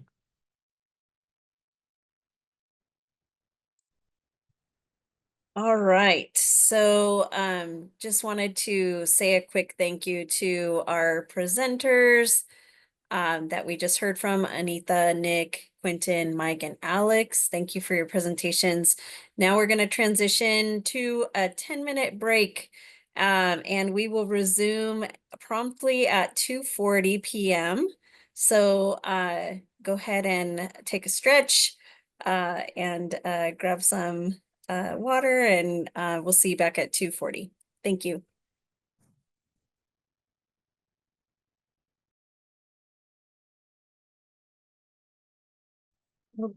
Okay. All right, we are going to get back to it. Welcome back from our break. As a reminder, you are in the demand scenario staff workshop. Now we're going to turn to, or we can go to the next slide. Wanted to take a moment to introduce William Marin, who will be starting off a series of presentations on our methodology overview, additional inputs, assumptions, and results. So take it away, William. Thank you, Alicia. Quick audio check. Loud Yeah, and you clear. sound great. Okay, thanks. So before I launch into this, well, my name is William Marin, co-founder of Verdant Associates. I wanted to again thank Mike, Anita, and all of the previous presenters for really helping the consulting team here come up to speed on the various forecast products and input assumptions and various elements that you will now hear how they come together in our estimates of energy and emissions impacts. I'm joined here by the project team. Evolved Energy Research is here. Jamil Fares and Katie Pickrell, as well as John Mitchell from JJMA. You'll hear from them shortly about methodologies and results as it relates to these demand scenarios that you just heard described. Next slide, please. So what you're going to hear today, first we're going to provide an overview of the various tools and methodologies that were used to convert everything you just heard from staff about the inputs and the various forecasts that drive these demand scenarios into energy and greenhouse gas emission projections. That section will be led by Jamil and John. Then Katie and John will take you through annual energy, hourly energy results, and greenhouse gas emissions results by various sectors, by various fuel types, by various scenarios. And then we'll close with some conclusions and takeaways from our modeling before we give it back to Mike Jaskey to provide some more high-level closing remarks. Next slide, please. By now, I suspect you all are pros with the various acronyms associated with this project. They are here, and these slides are available online for your reference. If I had to call out a few, I would just give you a heads up that annual energy impacts or estimates will be provided in trillion British thermal units or trillion BTU. Hourly energy impacts are shown in gigawatts, and emissions are shown in million metric tons of CO2 carbon dioxide equivalent. Next slide, please. With that, I'll hand it over to Jamil at Evolved Energy, and please take it away on methodology. Thanks, William. We can go ahead to the next slide. So I'm just going to start with an overview of the energy pathways model that was used to supplement the many various CEC projections. Just a little bit of context here. We're not going to go into a ton of detail. There's more documentation available online, but to help folks understand what the model is and how we used it in this demand scenarios work. So energy pathways, or EP for short, is an advanced accounting framework. We've used it in a variety of analyses to understand what economy-wide energy demand scenarios might look like. So it's really just a toolkit that gives you an ability to define user measures and then change the composition of what energy demand looks like across time. We can do that at various subsector level granularity, and that can be changed from sort of application to application. So in this particular instance, energy pathways was just used for a small subset of energy demand. The CEC projections cover the vast majority of energy demand within California. So we were really focused on just fuels other than electricity and natural gas, where there might be gaps in CEC projections. In total, energy pathways models roughly 10% of total statewide energy demand. And again, that's almost exclusively fuels other than electricity and natural gas. And everything else is coming from CEC developed projections. And then finally, for this work, we developed some additional scripting capabilities that are really focused on combining all of the CEC staff projections together with EP results. So that works for both annual and hourly results. I'll speak to the hourly in a little bit more detail in a couple of slides here. Next slide. So one more slide on energy pathways with some detail here. So there's sort of three flavors to analysis we do within energy pathways that are really dependent on the availability of data for any given sector or subsector. So we can work on the energy demand level, right? So from there, we start with a projection and we're making adjustments to get to the appropriate geographic scale and magnitude. And then those energy projections can be modified or revised depending on driver inputs. So typically, we might do this with something like cement or agriculture, where there's a projection of energy demand, but not really much other data, excuse me. We can also do a stock with service or energy demand, right? So this is where we do sort of the full scale stock rollover, tracking what's going on with different technology stocks and sales to make sure that the fleet is available to meet either energy or service demand projections. That was not something used in this analysis, but it is a capability of the model. And then you can do a similar approach with service or energy demand as well as efficiency, where if we have a projection for one of those two things, we can back out what is the associated energy demand using either efficiency or the energy demand projection. So as Anitha showed about an hour ago now, that table that was showing the many different subsectors as well as fuel combinations. So energy pathways just stepped in to help fill a handful of those gaps. And so we leveraged the energy demand structure of the model to do that.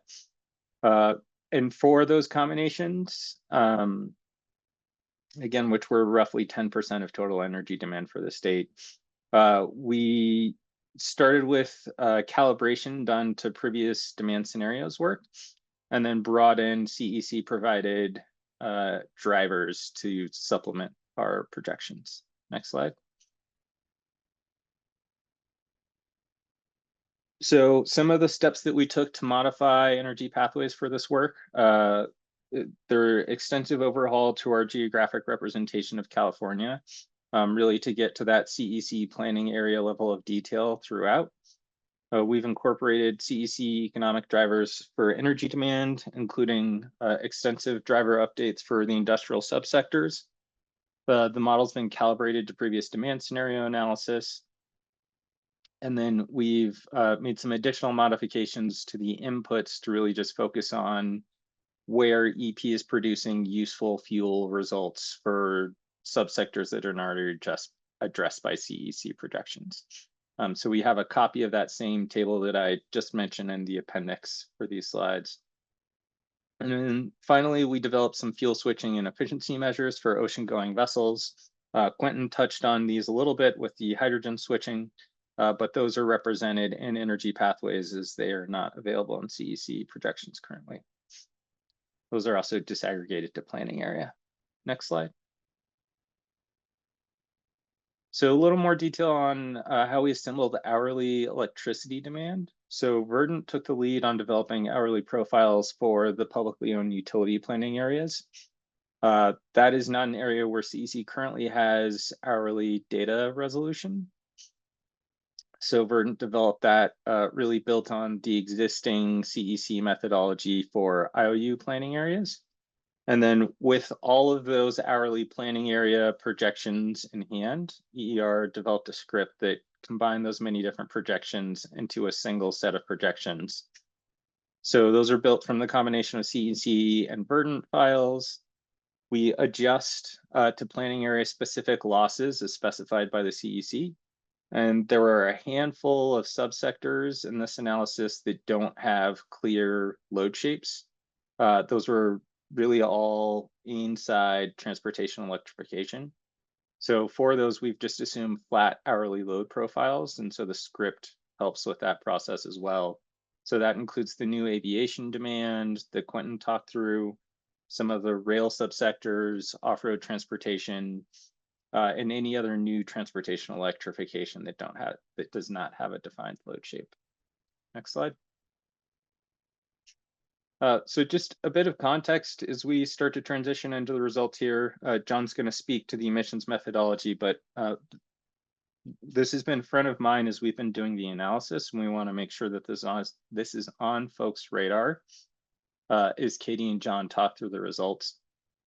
All right, so this is a demand side only modeling effort, as everyone knows. And as we increasingly think about emissions, it makes apparent that there are some limitations to only looking at demand and not energy supply. So in this analysis, the energy amounts, types, and locations used to produce the fuels for retail consumption are excluded in almost all cases. So we're excluding energy consumption associated with electricity production, consumption associated with refining crude oil into imported petroleum products. And we're also excluding consumption associated with the production of electrofuels or biofuels. And then another thing to note that increasingly there are these technologies that are sort of harder to define. Is this really a supply side technology or is it a demand side technology? We've had a lot of discussion about that over the course of the project, but for this analysis, we have excluded point source carbon capture that is not captured as a demand side resource with energy projections associated in this analysis, nor have we included decarbonized fuel substitution for fossil fuels. Next slide. And then finally, just a note on decarbonized fuel blending. You know, in past demand scenarios work, it's been sort of a prominent feature to have a projection for a given amount of decarbonized fuel. We have chosen to not include that in this analysis, and that will become a little bit more apparent as to why as we unpack the emissions results. But the central piece to that is that there are a lot of assumptions that go into understanding the level of decarbonized fuel into the future. And so rather than sort of baking those assumptions in and saying, these are the emissions we get when we make all these pretty significant assumptions, we've just chosen to assume that today's level of gasoline, jet fuel, diesel, and natural gas blending with decarbonized fuels remains constant. So we've got existing blending levels that are based on the 2023 low carbon fuel standard dashboard. And that level of blending is held at a constant percentage of fuel demand through 2050. So that does mean in instances where we have declining fuel demand that we're also using lower amounts of decarbonized fuel. So diesel is a very prominent example of that you'll see in the results.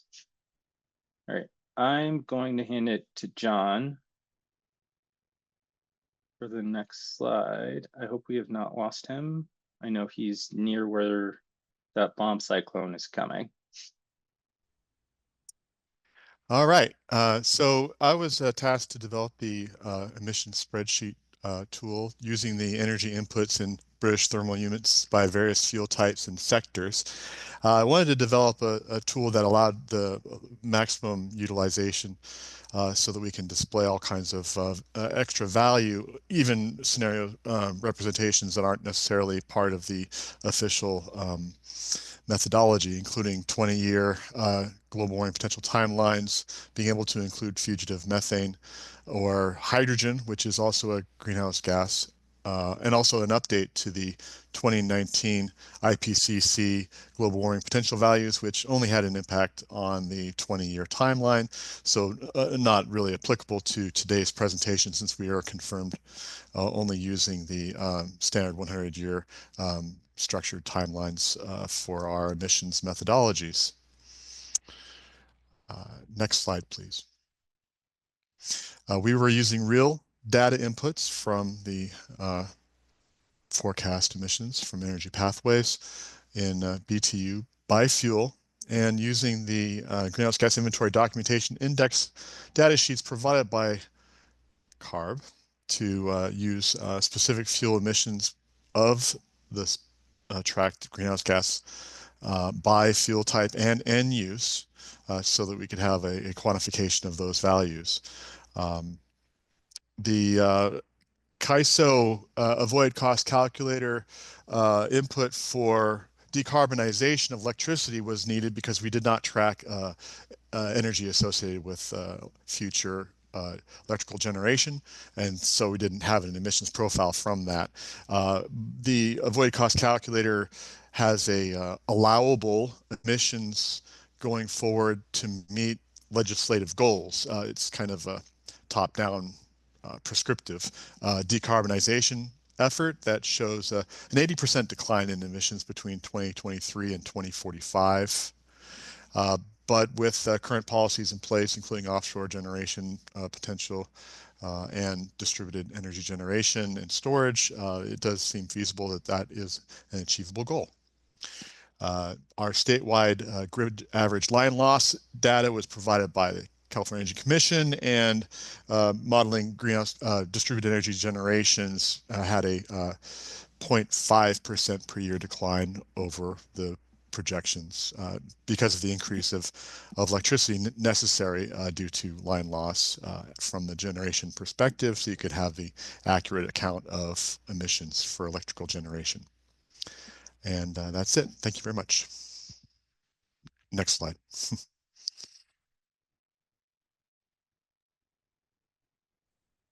Hi, everyone. Can you hear me? Yes. Yeah. Thank you. Thanks for confirming. I'm Katie Pickrell. I'm a principal with Evolved Energy Research, and I'll be talking through some of the results of our modeling efforts. Next slide, please. So in general, we produced 3 types of results for this project. We produced annual energy demand by fuel type and by sector for each CEC planning area through 2050. We also produced annual emissions results by fuel type for each modeled scenario. And then we produced hourly electricity results by planning area, which, as has been mentioned, is something new in that we have hourly results for all planning areas, not just for that IOUs and CalISO. So I'm going to walk through the energy demand, the annual energy demand and the hourly electricity results, and then John will walk through the annual emissions results. Next slide, please. One more slide. Thank you. So this figure is showing total statewide energy demand by fuel from 2023 through 2050. You can see that total demand declines through 2050 as a result of energy efficiency, building electrification, and transportation electrification. The transportation sector energy demand decreases even as vehicle miles traveled increase because EVs are more efficient than internal combustion engines. And so what that translates to in terms of fuel and electricity use is you see the electricity wedge on this figure growing. The jet fuel wedge grows as just total air travel demand increases. And then most other fuel demands decline slowly as a result of fuel switching to electricity. And then you can also see at the very bottom of the figure, there's a small amount of hydrogen demand that's also displacing other fuels. Next slide, please. This is the policy scenario. Again, statewide energy demand by fuel. You'll notice that it looks similar to the reference scenario, but total demand is a little bit lower in 2050 as a result of more extensive energy efficiency and fuel switching. Next slide. And then finally, the enhanced policy scenario, annual statewide energy demand is lower again. There's a sort of a more dramatic difference relative to the reference scenario shown here because the demand side energy efficiency and electrification measures are pushed even further in this scenario. And you'll see there's more hydrogen in 2050 than in the other 2 scenarios. Next slide. We also modeled a hydrogen sensitivity to the enhanced policy scenario. And so there's a little bit more detail shown here just to illustrate sort of the results of what Mike talked through in terms of the inputs to that scenario. So the sensitivity is displacing pipeline gas with increased demand for hydrogen and electricity. And so you can see relative to the enhanced policy scenario, the hydrogen sensitivity reflects higher electricity demand, higher hydrogen demand, lower pipeline gas demand in the industrial sector. Excuse me, this slide is specifically showing demand by fuel in the industrial sector for the sensitivity. And you'll see that in the enhanced policy hydrogen sensitivity, total hydrogen demand reaches 170 BTU, tera-BTU by 2050. So quite a bit more hydrogen than in the other scenarios that we modeled. Next slide, please. This figure is showing a more direct comparison of total annual statewide energy demand by each scenario. So these are the same totals that we showed on the previous slide by fuel. This is the aggregate so that you can see each scenario together on a single figure. And so you can see that in the reference and policy scenarios, that's the green and the sort of orangish red line there at the top. Electricity demand is increasing by about 160% through 2050. And then on the right-hand figure, we're showing non-electric fuel demand, and you can see that declining by about 50% in those scenarios. And then the enhanced policy scenario and the enhanced policy scenario hydrogen sensitivity, you can see below on each of these figures, just lower demand across the board in both fuel categories. In electricity demand in those scenarios increases by about 140% through 2050, and non-electric fuel decreases by 65%. So more substantial decline in non-electric fuels, and then a slower increase in electricity demand as a result of more energy efficiency. Next slide, please. This group of figures is showing commercial building energy demand for all scenarios. So we're just zooming in on the commercial sector to show you what's happening with fuel demand, different types of fuel demand in that sector. So you can see that the policy and enhanced policy scenarios reflect lower building electricity demand in the commercial sector than the reference scenario. The enhanced policy scenario shows lower commercial pipeline gas demand than the reference scenario. And then for other fuels, which include biomass, wood, coal, and steam, there's not significant variation between the scenarios. Next slide, please. This is a similar set of figures for the residential sector. So on the left-hand side, you can see what's happening with residential electricity demand, declining as you move from the reference scenario to the policy scenario to the enhanced policy scenario. Pipeline gas in general, there's a trend where demand declines fairly steeply through about 2041, and then slowly increases from there through 2050. And then in the enhanced policy scenario, there's a big decrease in other fuel demand relative to the reference and policy scenarios. Again, those other fuels are biomass, coal, and steam. And I will also point out that the axes on each of these figures are not aligned. So that total other fuel demand is a smaller category than electricity and pipeline gas in general. Next slide, please. This is a similar view of the transportation sector. So the story here is generally across all scenarios that electricity is replacing petroleum-based fuels. And then hydrogen demand also grows significantly relative to current levels. There's more growth in the enhanced policy scenario and hydrogen demand than in the other scenarios. But again, note that the y-axes here are not all on the same scale. So the growth in electricity demand is larger in total than the hydrogen demand growth. Next slide, please.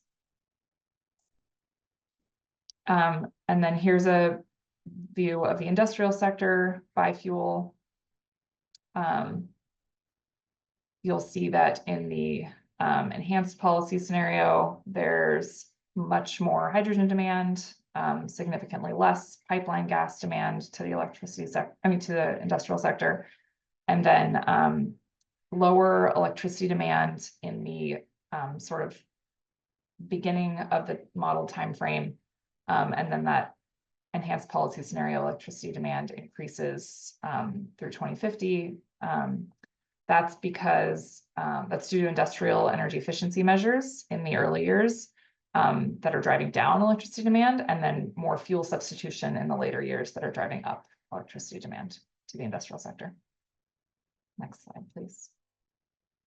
So now I'm going to show some hourly electricity results. Next slide, thank you. This is the first of 6 figures that are showing peak electricity demand by year for different areas of the state. So again, because we produce the hourly electricity results for every planning area, we're able to produce this type of figure for each planning area. This first figure is a combined peak load for the CAISO territory.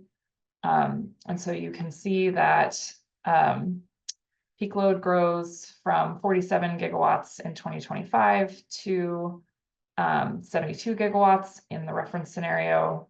The policy scenario generally follows a similar trajectory to the reference scenario. And then the enhanced policy scenario and enhanced policy hydrogen sensitivity reflect lower total annual electricity peak in CAISO. They reach 67 to 78 gigawatts in 2050 versus 72 in the reference scenario. Next slide, please. In general, the trends are similar in the non-CAISO areas of the state. So this is the total non-CAISO annual electricity peak demand by year. It's also growing significantly through 2050, although in percentage terms, it's a little bit less total growth than the CAISO area. And again, you can see sort of that the reference and policy scenario peak is higher, and then the enhanced policy scenario and enhanced policy hydrogen sensitivity peak is a little bit lower in all years. Next slide. And then the next few slides, we're just showing these annual peaks for a few specific planning areas. So this is PG&E growing from a little over 20 gigawatts to above 30 gigawatts in all scenarios in 2050. Next slide, please. SCE follows a similar trajectory, starting between 20 and 25, and then growing to between 30 and 35 gigawatts in every scenario by 2050. Next slide, please. SDG&E similarly increasing to above 6 gigawatts to 7 gigawatts in all scenarios by 2050. Next slide, please. And LADWP reaching around 9 gigawatts in each scenario by 2050. Next slide, please.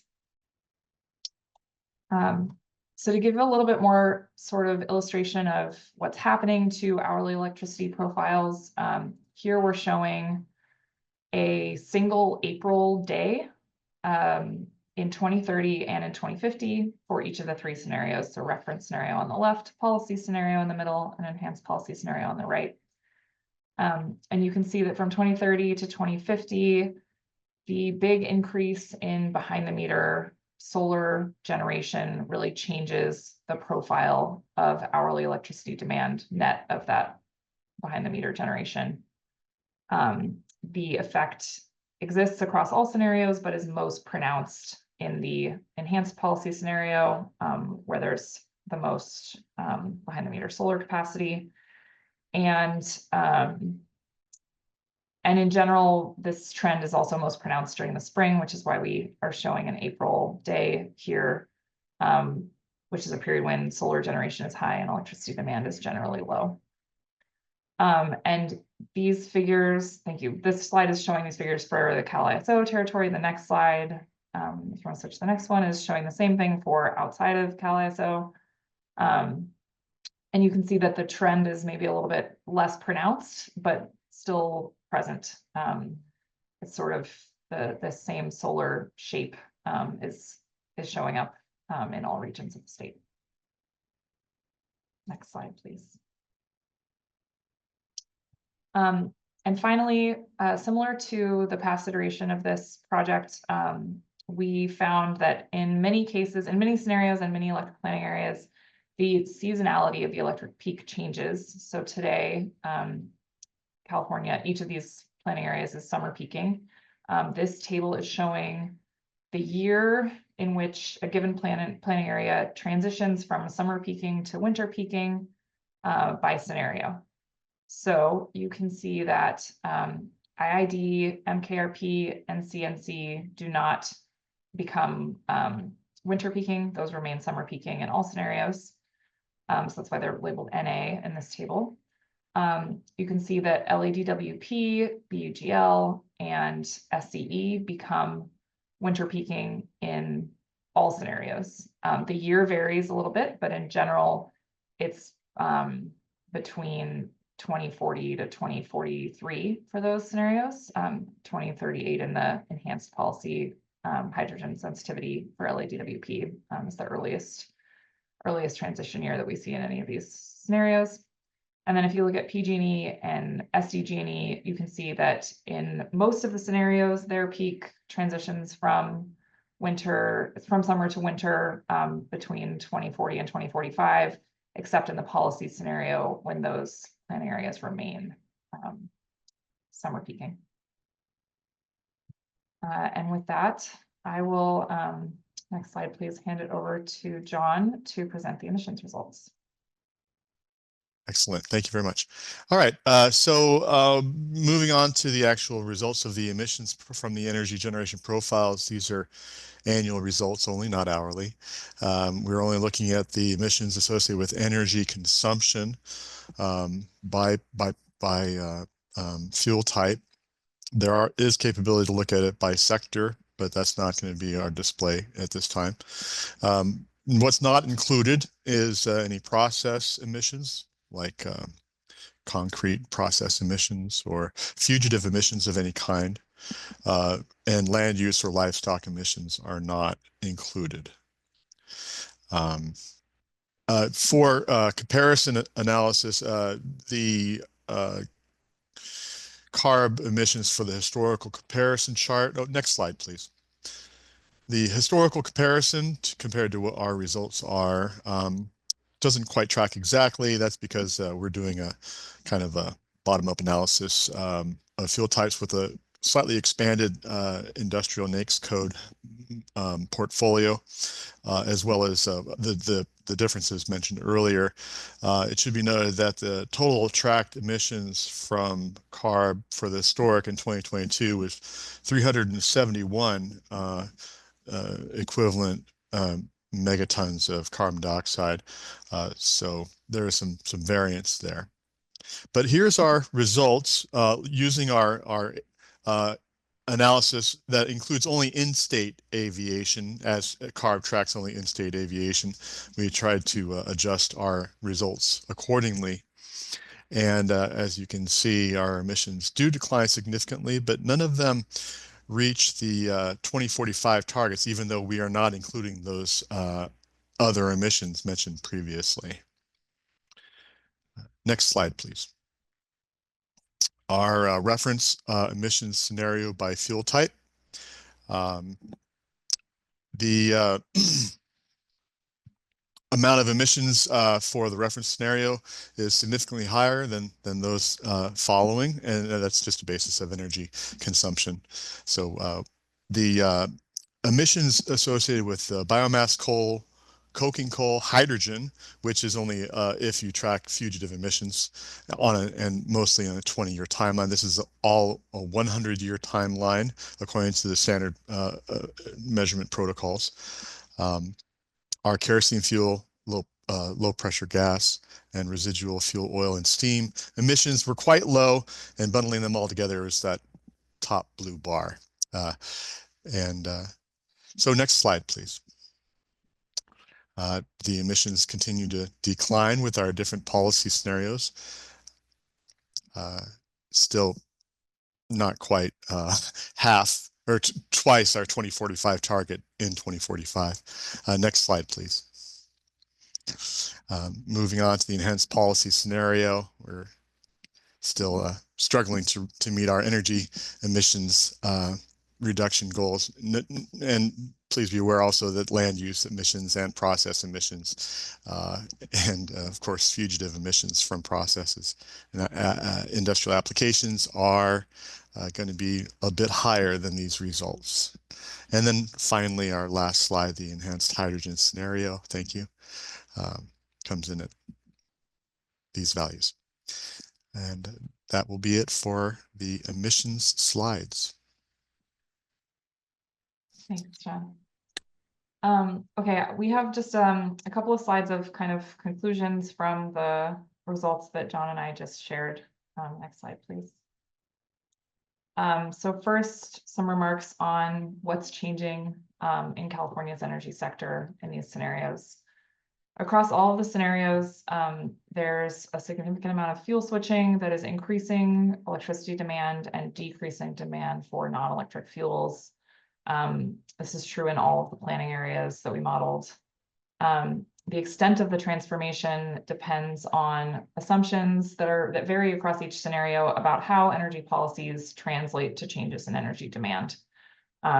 So the enhanced policy scenario has the largest growth in electricity demand and the largest decline in electric fuels relative to, it has the largest decline in non-electric fuels and actually has a lower electricity demand growth because of assumptions about energy efficiency and that also impact electricity demand.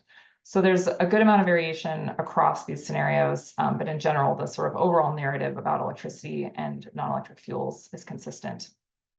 In a lot of planning areas, there's so much growth in new types of electric load, specifically electric building heating, that we see a transition from a summer to a winter electric peak.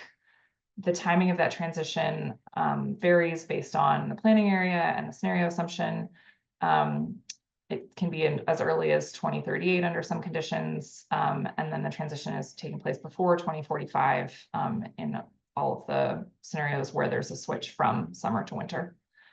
And then the increase in electricity demand paired with increased behind the meter solar generation and the change in the type of electricity loads that are really driving demand causes a pretty dramatic change in the hourly shape of electricity demand in California, net of behind the meter solar generation. And we see that across all scenarios and all planning areas. Next slide, please.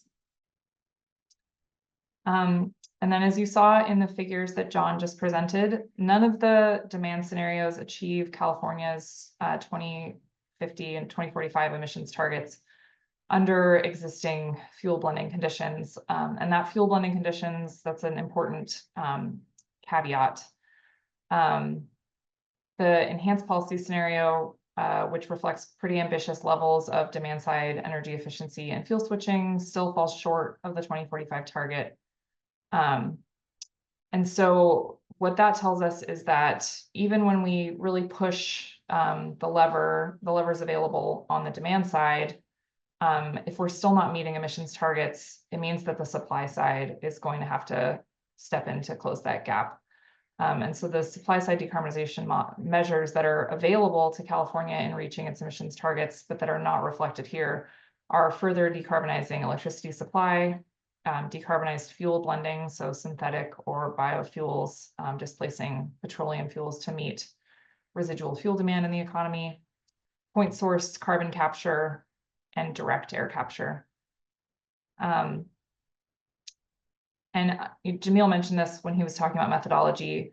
Understanding how these different supply side measures should be combined in different possible portfolios to combined with demand side measures to meet California's emissions targets requires more integrated modeling that reflects the supply side and that specifically reflects both fuel supply and electricity supply in an integrated way, so that the relationships and trade-offs between those two sources of energy supply can be reflected in energy supply and emissions modeling.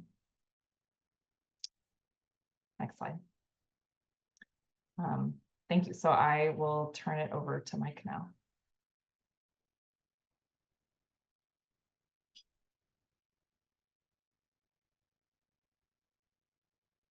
Good afternoon. Sound check. Sounds good. Great. Good afternoon again. I'm Mike Jaskey of the CEC staff, and as the title of this slide says, I'm going to talk about some insights and next steps from our monitoring work. Next slide. Acronyms, we can skip those. Next slide. So this is what I'm going to cover in these relatively few slides. Some little recap of insights from our initial cycle of demand scenarios project, insights from our current project, and then a little bit about topics requiring further work. So the big takeaway from the official scenario analysis done in 2021 and 22 was the necessity to develop hourly projections by planning area to support electric generation, resource, and transmission planning.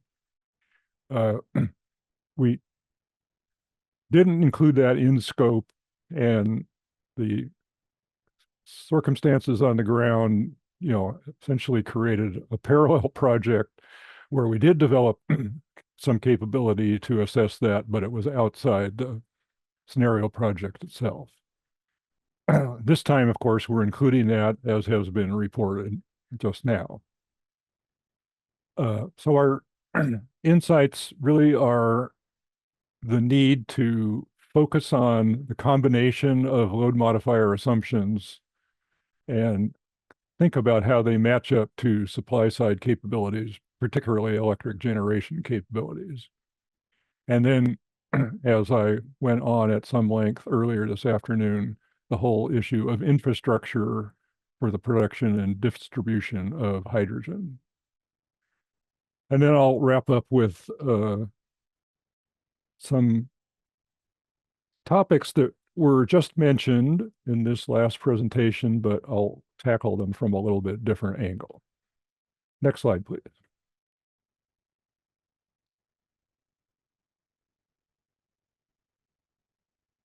So it's obvious that, has been reported to you directly, that the whole idea of the enhanced policy scenario was to greatly expand the scale of load modifiers. And the key ones are listed here.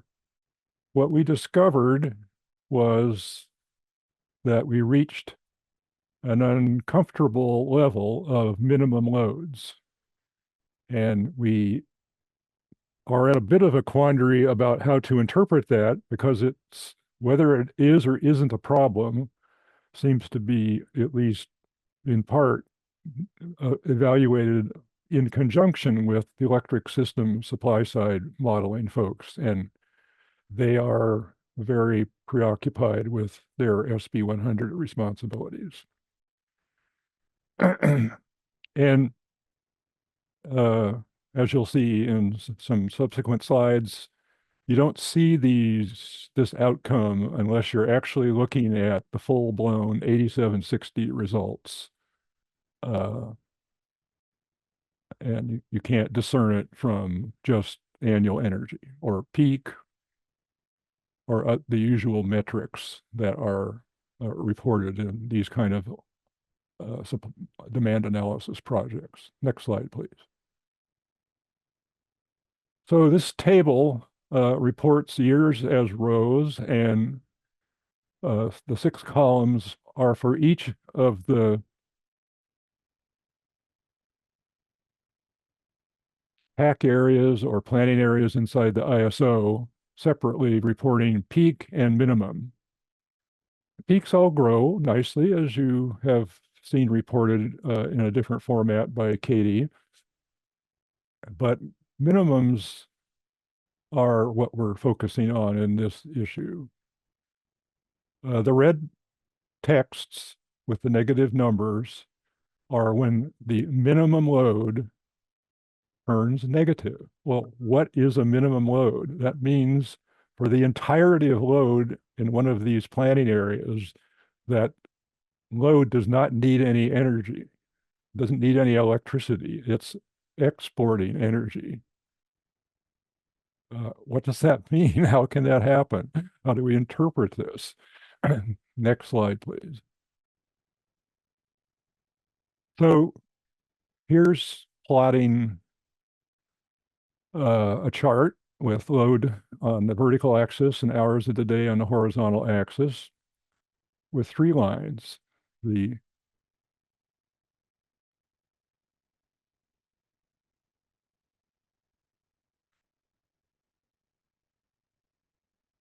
red line or orange line is all of the, oh, by the way, all of this is reporting for the Southern California Edison TAC area. And this is a day in March 26, 2045, where that is one of the years following the date in which Edison turns to winter peaking. So the orange line showing the peak load of the whole year is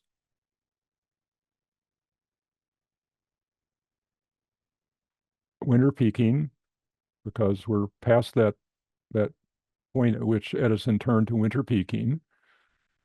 And the green line is the load pattern if there had been the traditional summer peak. So that September hour 18 is lower than the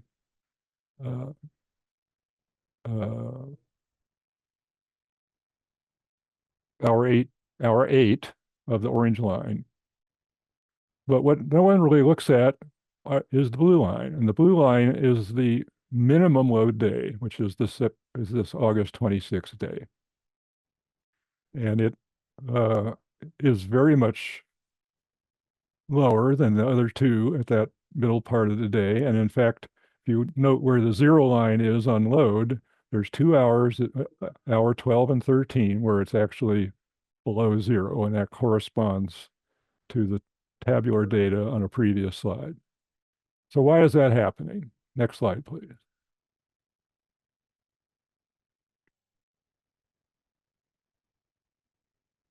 So the blue line is exactly the same line, although the range of hourly loads is different on the vertical scale. The gray line is the composite of all of the load modifiers that modify the base shape, which would be a more traditional summer peaking day. That gray line peaks at 8 o'clock or 7 o'clock, which are the same, and they are actually the cause of the annual day being winter peaking, even though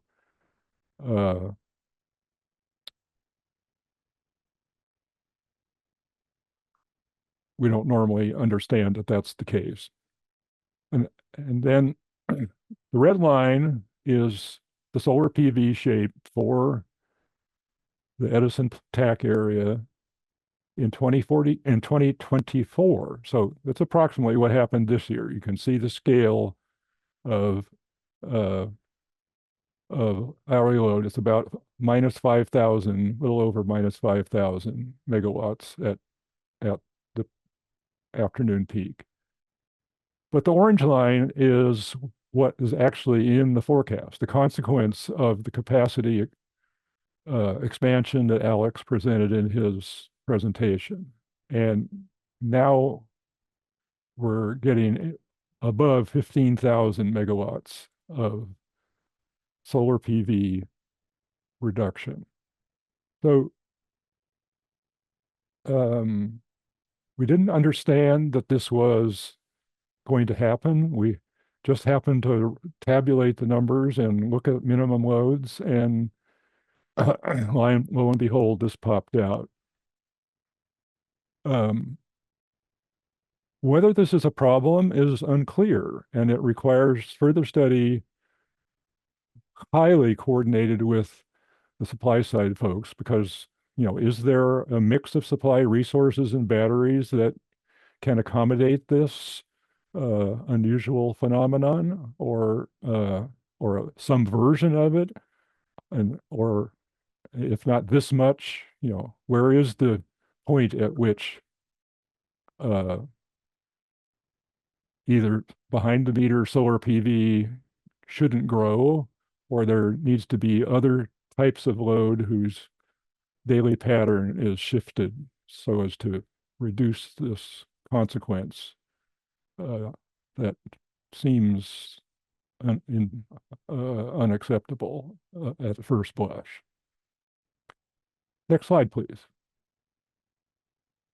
All right, so shifting to the second real insight that came out of our hydrogen pipeline sensitivity analysis. So we embarked on the complexities of shifting from hydrogen production to supported by on-site electrolysis to renewable supported hydrogen production delivered by pipeline. There's a bunch of hydrogen produced and consumed in the industrial sector today, as the hydrogen charts back in the results presentation showed. Virtually all of it is produced by steam methane reforming, and the production facilities are largely within refinery plant boundaries or plants immediately adjacent and piping it over through the fence, so to speak. There are only a few hydrogen pipelines that are real pipelines, where there's, a 5 or 10 or 20-mile extent to a customer. The Arches public-private partnership is an example of the sort of collaboration that's needed to create sort of what some people refer to as a hydrogen ecosystem, where there's lots of consumption, lots of production to satisfy that consumption, and a network of pipelines that move hydrogen from point of production, wherever that will end up being, to point of use by customers. Particular pipeline routes and end-use consumers using the hydrogen deliveries that we assessed in our sensitivity use knowledge of individual facilities from CARB and federal pipeline data. CARB data are public, but the federal pipeline data are confidential. So there are issues there about transparency of this kind of analysis. And the Arches project that I mentioned before is itself still keeping a lot of its information about end users and pipelines confidential. So some stage pipeline routing will become public, because they'll have to be permitted in some manner, and that will require a public process of a as yet uncertain nature. And the other insight that I mentioned multiple times is this sensitivity that we assessed is only one of many that could be constructed within a range of uncertain inputs, and therefore these results are not to be considered a forecast. Next slide, please. Let me wrap up the hydrogen sensitivity with this chart. So the figure on the right-hand side shows the two forms of hydrogen production that require electricity. The orange line is the amount of electricity consumed on site by those industrial facilities willing and able to install an electrolyzer in their own plant facility. The blue line is the electricity required by the renewable hydrogen producers and then distributed to end users through this sort of embryonic distribution pipeline system that I described in my earlier presentation. And the green line is the sum of the two. And of course, as I mentioned, the the amount of renewable supported electrolysis is many times greater than the on-site. So the challenge for that was encountered in our hydrogen sensitivity that we reported on back in August for the SB100 process. In order that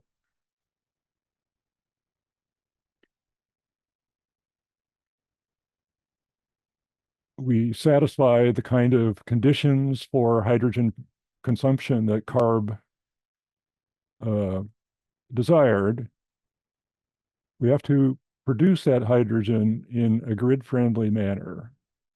And how to understand what grid-friendly means in practice required the creation of a wholly separate piece of analysis that Quentin G. led up that created, in effect, a portfolio of renewable supported electrolysis facilities,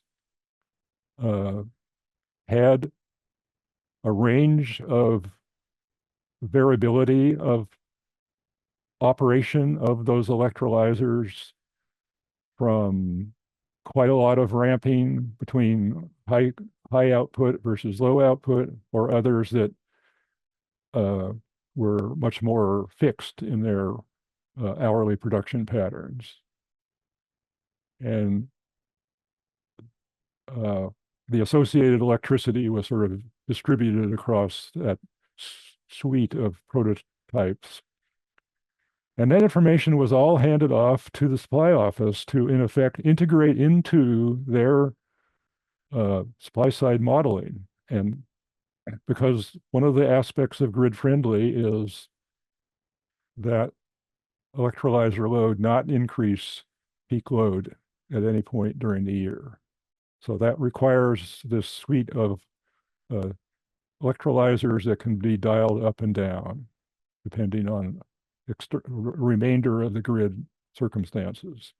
And the very same issue, surfaces here in this 50,000 or so gigawatt hours of renewable supported hydrogen production in the industrial sector sensitivity. So that's a pretty fundamental challenge to play on the shoulders of the supply side folks, and is another illustration that Katie mentioned in a different context, that the lines between supply and demand analyses are sort of blurring, and there's a real need for integrated modeling capabilities. All right, next slide, please.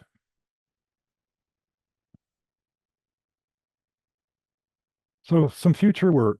Katie talked about fuel blending. And I think she described what it is. There in the very middle of the slide, diesel fuel is a good example of fuel blending. Current diesel sold at retail is about 56% biodiesel and renewable diesel, and only 44% petroleum diesel produced by refining crude oil. That could go up, that could go down, but we left it constant in this analysis, as Katie indicated. There are many opportunities for that kind of blending outside of diesel fuel. And carbon capture from existing CO2 emission sources, or carbon removed through direct air capture, could be chemically processed into fuels used for blending, and this could happen either in state or out of state. Therefore, assessing the fuel blending issue requires a lot more expertise in fuel production processes, sources of CO2 than were available in this cycle of the Demand Scenarios project. Next slide, please. And finally, carbon capture, utilization, and storage. Although we had hoped to address this topic, we through project delays and lack of appropriate resources, meant it really wasn't possible to pursue this in depth. We could have just thrown CARB's scoping plan results into the fray, but that wouldn't have been any new insights. A real serious examination of carbon capture necessarily means examining what you're doing with that carbon. Is it being utilized to create something, or is it being sequestered? Both of which require a lot of engineering expertise in several fields that we don't have available to us in this project. And clearly, these downstream uses of captured carbon are highly correlated with some of the same issues described earlier for fuel blending. And so, just like pipeline routing for hydrogen is a big challenge, in this case, it's the routing of pipelines from sources producing CO2 or capturing CO2 to chemical processing plants that create synthetic fuels, or to storage in geologically secure reservoirs. And a lot of geologic engineering is going to be needed to really understand anything definitive about carbon capture, utilization, and sequestration. The next slide. In conclusion, the Demand Scenario Project team hopes that the expertise and other resources of these insights and these future work ideas can be acquired to enable progress to be made on these and obviously other topics that aren't as cosmic in subsequent cycles of the Demand Scenario Project. Thank you for your time and attention. And it's now back to Alicia. All right. Thank you to our presenters of the last set of decks. That's William Marin, Jamil Farbs, Katie Pickrell, and John Mitchell, and also our very own Mike Jaski. So now we will turn to Vice Chair Gunda and see if he has any questions for our team. Thank you, Alicia. Am I coming okay? I just took off my headphones, so Yes. it's okay. Yes. Okay, great. Thank you. Yeah, just wanted to both morning presentations and the afternoon, just a really big thanks for kind of the content and the process and the rigor that was taken to create all this. And the one way to shut me off is to like present so many slides that I can't digest completely yet. But I'll try to kind of sparse out a few questions that kind of came to my mind as we were kind of talking this through. I was familiar with the CEC content that was presented in the first half, not very not yet digested the second part of it. So let me kind of go through kind of a couple of technical clarifications, and then maybe that'll spur some discussion here. So going to slide 115 or 116, I think this is what Katie presented. Just want to make sure, Katie, these graphs here, the charts here, right? I mean, I always tend to kind of look at the hour 1 and hour 24 of each curve and see that they are generally continuous, at least connected the same level. The difference in these charts between hour 24 and hour 1, especially for the 2050, is it just that is peaking and kind of dropping during that intra-hour? Is that how I interpret this information? That is how I would interpret it.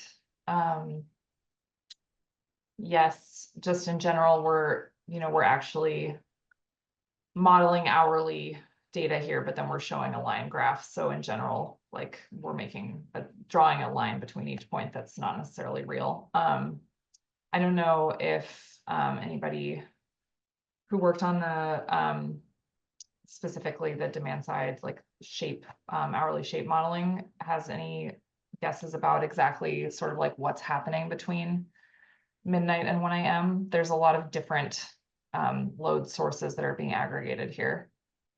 I can answer that question. If you just draw the line on the left axis to the 0 point extending it on the left-hand side, it goes almost exactly to the 24 value. So it's just showing the rate of decline there. I would say, Vice Chair, that, yeah, kind of like what John said, there's a bit of a decline. I think some of that has to do with EV charging. It's a very large source of load. And the biggest part is at that 12 a.m. and then there's a bit of a drop. It could be on the order of a few gigawatts. Got it. Okay, so Quentin, maybe they kind of like just kind of connecting that. So we've been watching that, CAISO system load. If we look at it today, there is kind of a slight upward, kind of peak right after midnight.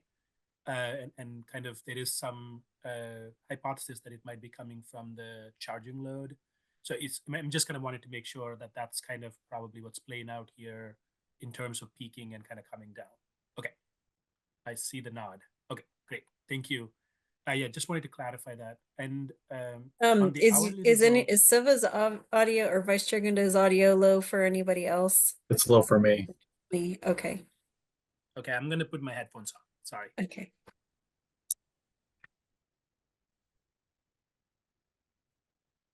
All right, am I coming better? Yeah, that sounds a little bit better. Okay, thank you. Okay, so and then kind of looking at the hourly results for the electricity, especially the peak, do we have a statewide peak load number chart, or do we just have the CAISO, non-CAISO, and other? Just wanted to clarify if we do have that information. We don't have a chart in these slides, but we do have that data. We can produce that figure. Oh, great. So Katie, do you have a general order of magnitude as you coincide those numbers between the non-CAISO and CAISO? What does that generally add up to? Yes, like roughly you can add them. Yeah. Okay. Got it. So okay, that sounds great.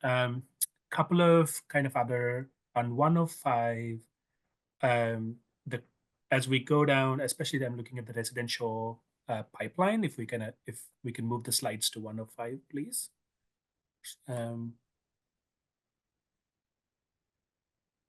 Just kind of that upward tip in the residential usage. We just talk through why that happens. Any insight? Right after 2040, 41. I think, Katie, you noted in your presentation that we watched that upward trend. Any insights into what's contributing to that?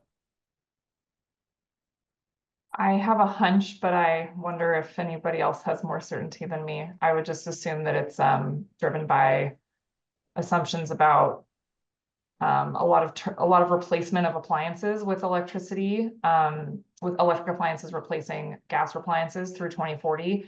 And then at a certain point, those sort of shares of appliances becoming more stable, and then just growth in total number of appliances with population growth after 2040. But if anybody has anything to add to that. No, that intuitively supports it. Thank you, Katie. I think I just wanted to kind of think through, and I think these are the insights that's really helpful. One of the things to observe, when we first started doing the SB 100 analysis, the need for firm resources, if you look 10 years ahead, is lower than longer term, right? So wanted to kind of these are really helpful insights to think about the long-term planning. So thank you. Really interesting insights there. Okay, so then kind of going through maybe a couple of policy questions. I think, Mike, to you, on the negative load analysis, specifically, I think what I took away from your presentation on the negative load is that negative load time, means we are, the behind the meter resources are exporting on the net. Is that correct? So you add all the demand, and then you add all the behind the meter sources of generation and storage, and on the aggregate that is exporting to the distribution grid? That's correct. Okay.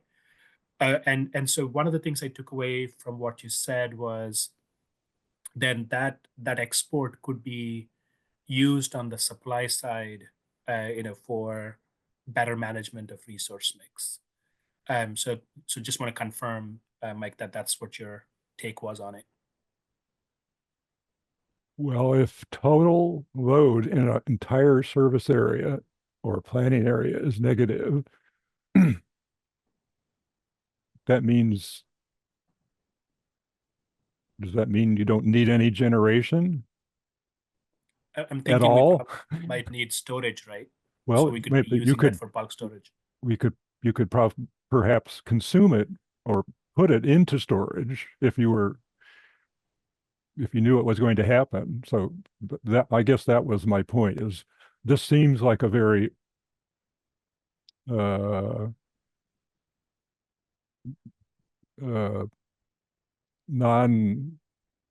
very unusual outcome that I don't even understand fully how to appreciate what it means.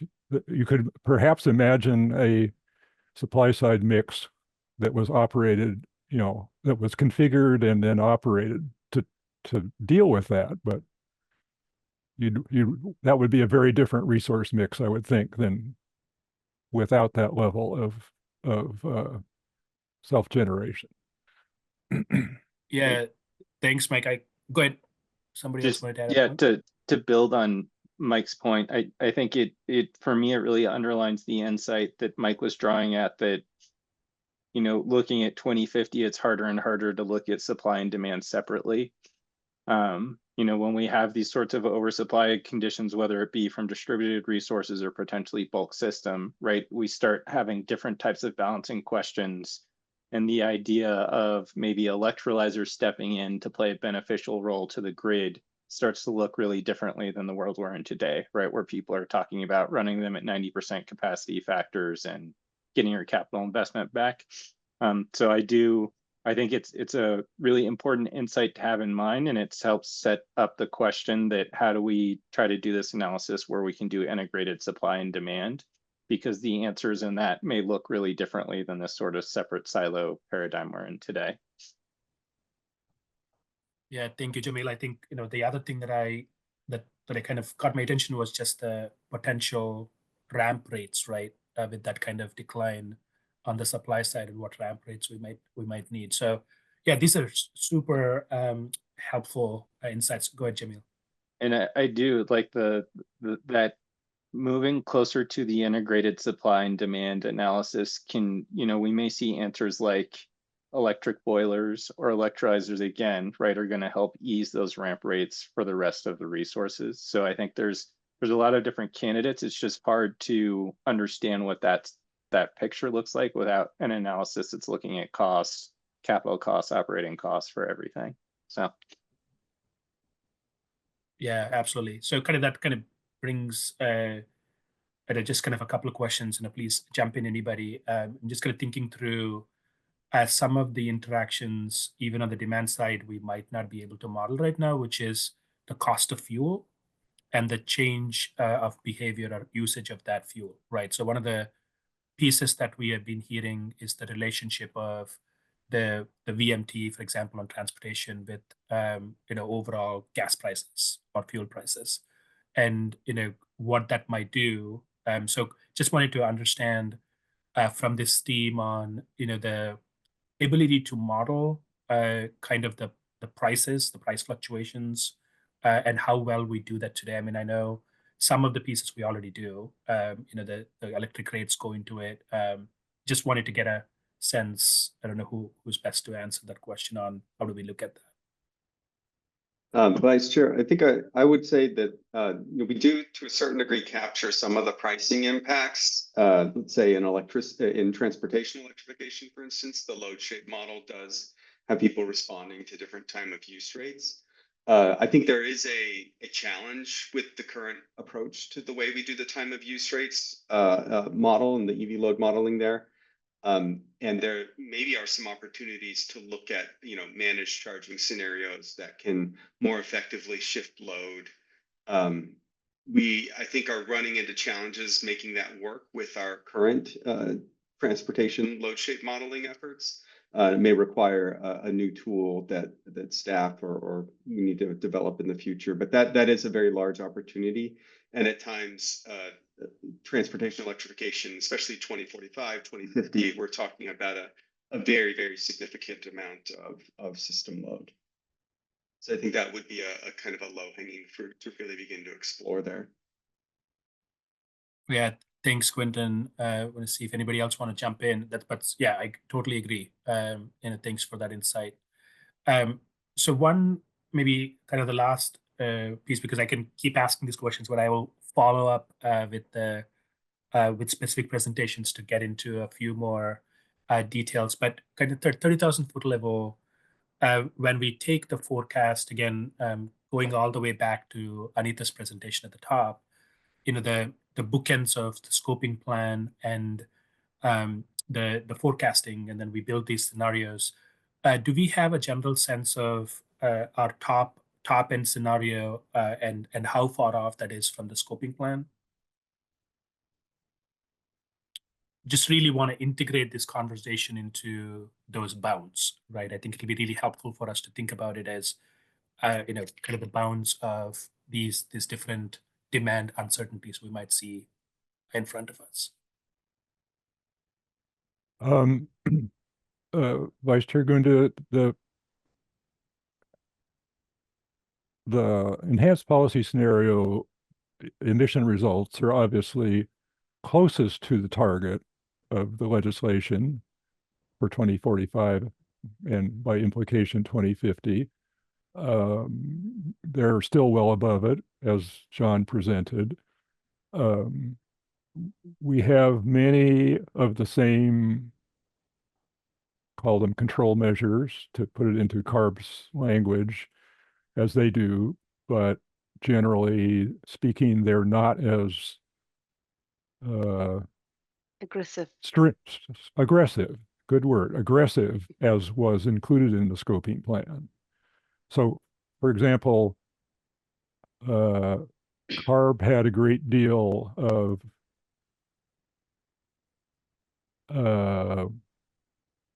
industry going completely to electricity, 100% electricity, as part of its scoping plan, whereas we have, small fractions, 25, 30, 40%, sort of. So we have industrial electrification, but not to the degree that they included. And I believe the VMT reduction that was imposed on the transportation sector was just for passenger cars and wasn't as stringent as CARB's scoping plan assumption. So those are the illustrations of same measures, but not as aggressive. Anita, did you want to add something? Let's go ahead. No, I just wanted to say that for the VMT, we just used 15%, whereas CARB had like 30%. So we didn't go all the way as aggressive as CARB had in the scoping plan. So we kind of like try to see the best way our models can adapt to that information in the scoping plan, and we applied it to all the sectors. Got it. Yeah, this is really great again. So I think here's a couple of recommendations. I think just to begin with, one of the opportunities for us is to really construct a California-wide story, right? So like those results, as long if we could put California level, a peak load, coincidental peak, those kind of things would be really helpful to tell kind of the California view, and then we can kind of slowly kind of ramp it down to geographical disaggregation. So that's just kind of a comment on, kind of tying the results.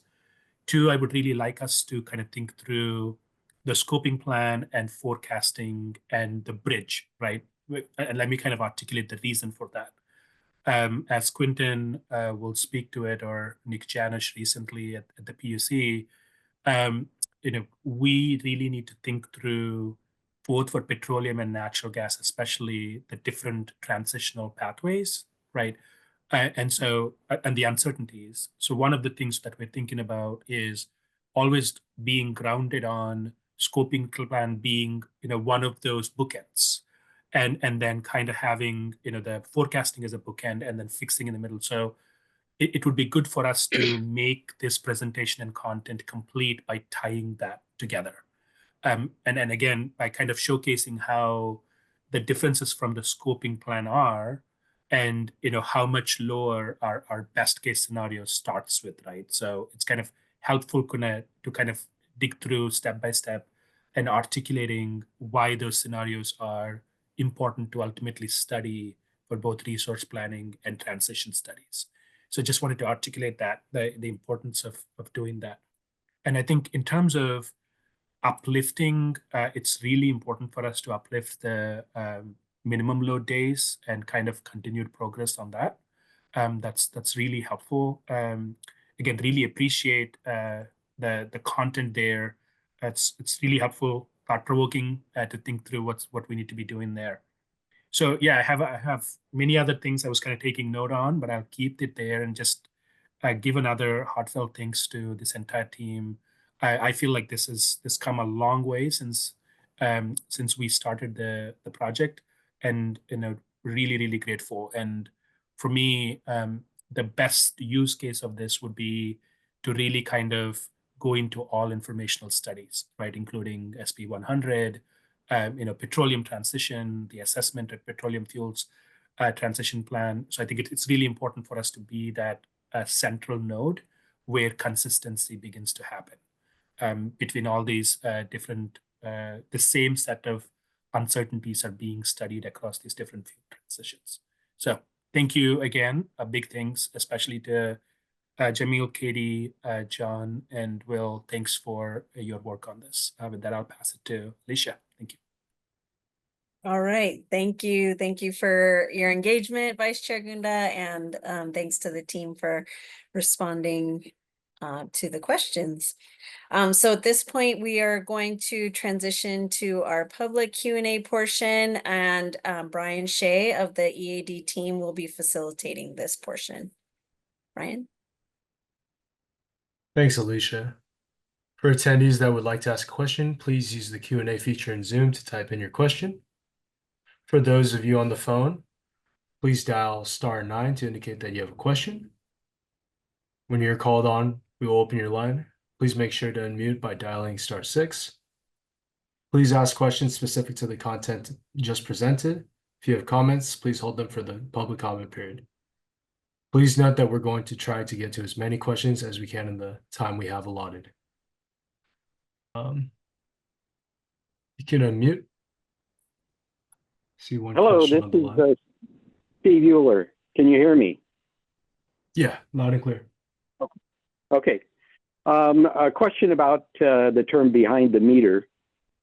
Does that include interchanges between balancing authorities, such as shipping out stuff to SRP or somebody else as far as loads?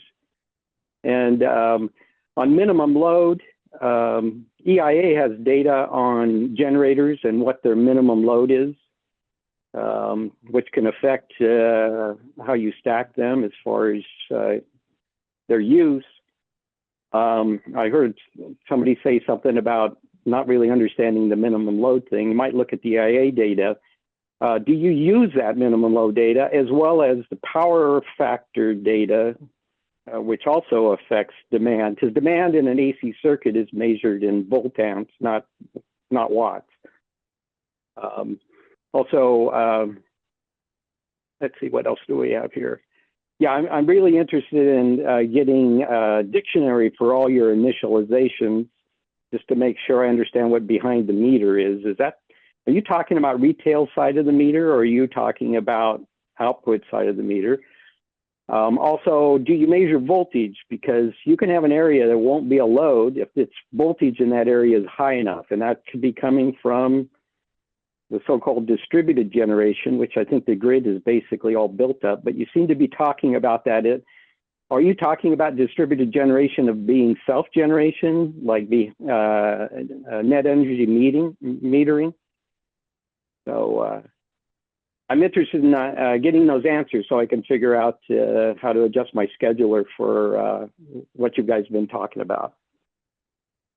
Yeah, This thanks is so much. Oh, go ahead, Mike.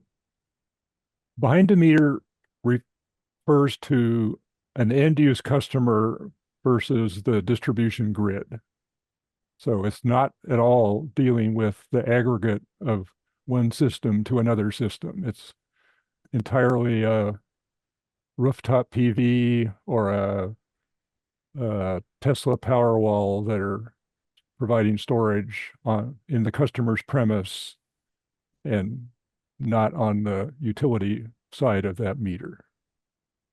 So behind the meter for retail premises, in front of the meter for anything upstream. So how do you plan for demand from interchanges between balancing authorities? Because that's an end user. They are the end user. They're not an end user in a retail sense, and that's not what we would consider. But they provide you a load. They provide you a load. Well, they provide power to the grid, which the system operators are accommodating relative to the capabilities and planned and then our minute-to-minute operation of the resources that the grid operator controls. So those are not demand side topics. Those are supply side operational topics that we've mentioned, are becoming something that we need to know more about and connect with modelers of that side of the system, but that's not demand analysis, demand scenarios.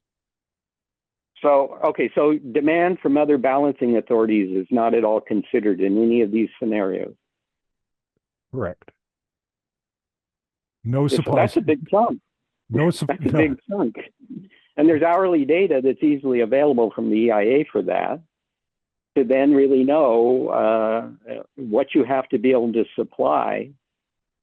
And then, anyway, that's interesting that demand is not considered by the typical means of an AC circuit.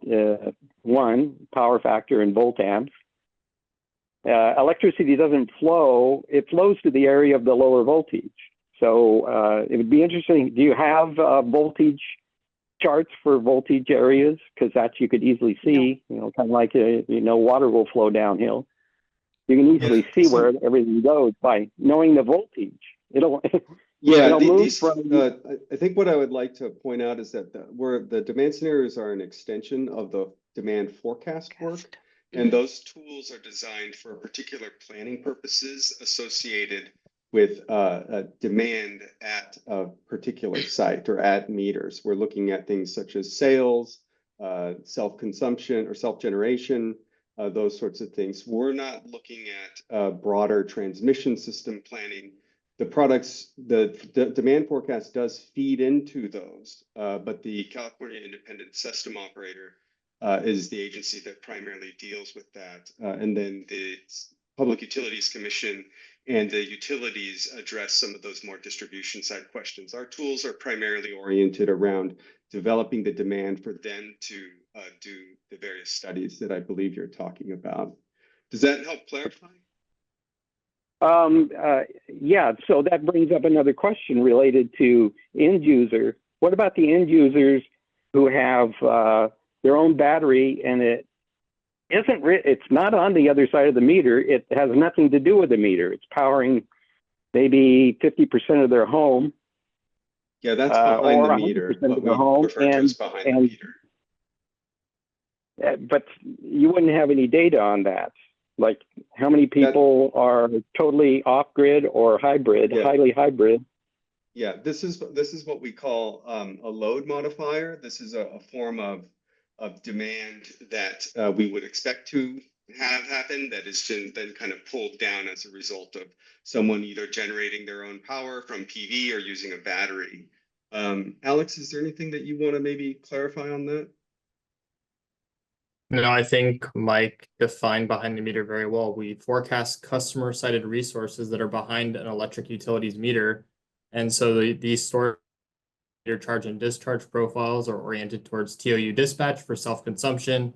Commercial resources, similarly, we're forecasting meter-specific customer-sided generation for charge and discharge to benefit the electric customer, mitigating import costs. So these are offsets from the electric system that would be traditionally a delivery. It is behind the meter resources are serving that purpose. We are not, and like off the grid purposes that are fully off the grid, we would not have that data.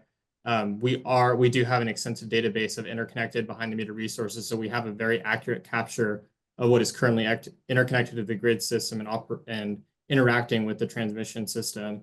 So yeah, I think that that's covered well, but I just want to reiterate that we do have a very good understanding of behind the meter resources. We do have sample meter data for how storage systems behave on the electric grid for self-consumption. And we do have large samples of PV meter data to understand how the level of behind the meter generation, which also can be looked at from the viewpoint of gross sales relative to net sales. And net sales is what our forecast is founded on, which is a measure of utility deliveries less than M exports. And that is best oriented towards what CAISO needs for their planning purposes in TPP. And that is what our forecast is most representative of, is a net sales projection.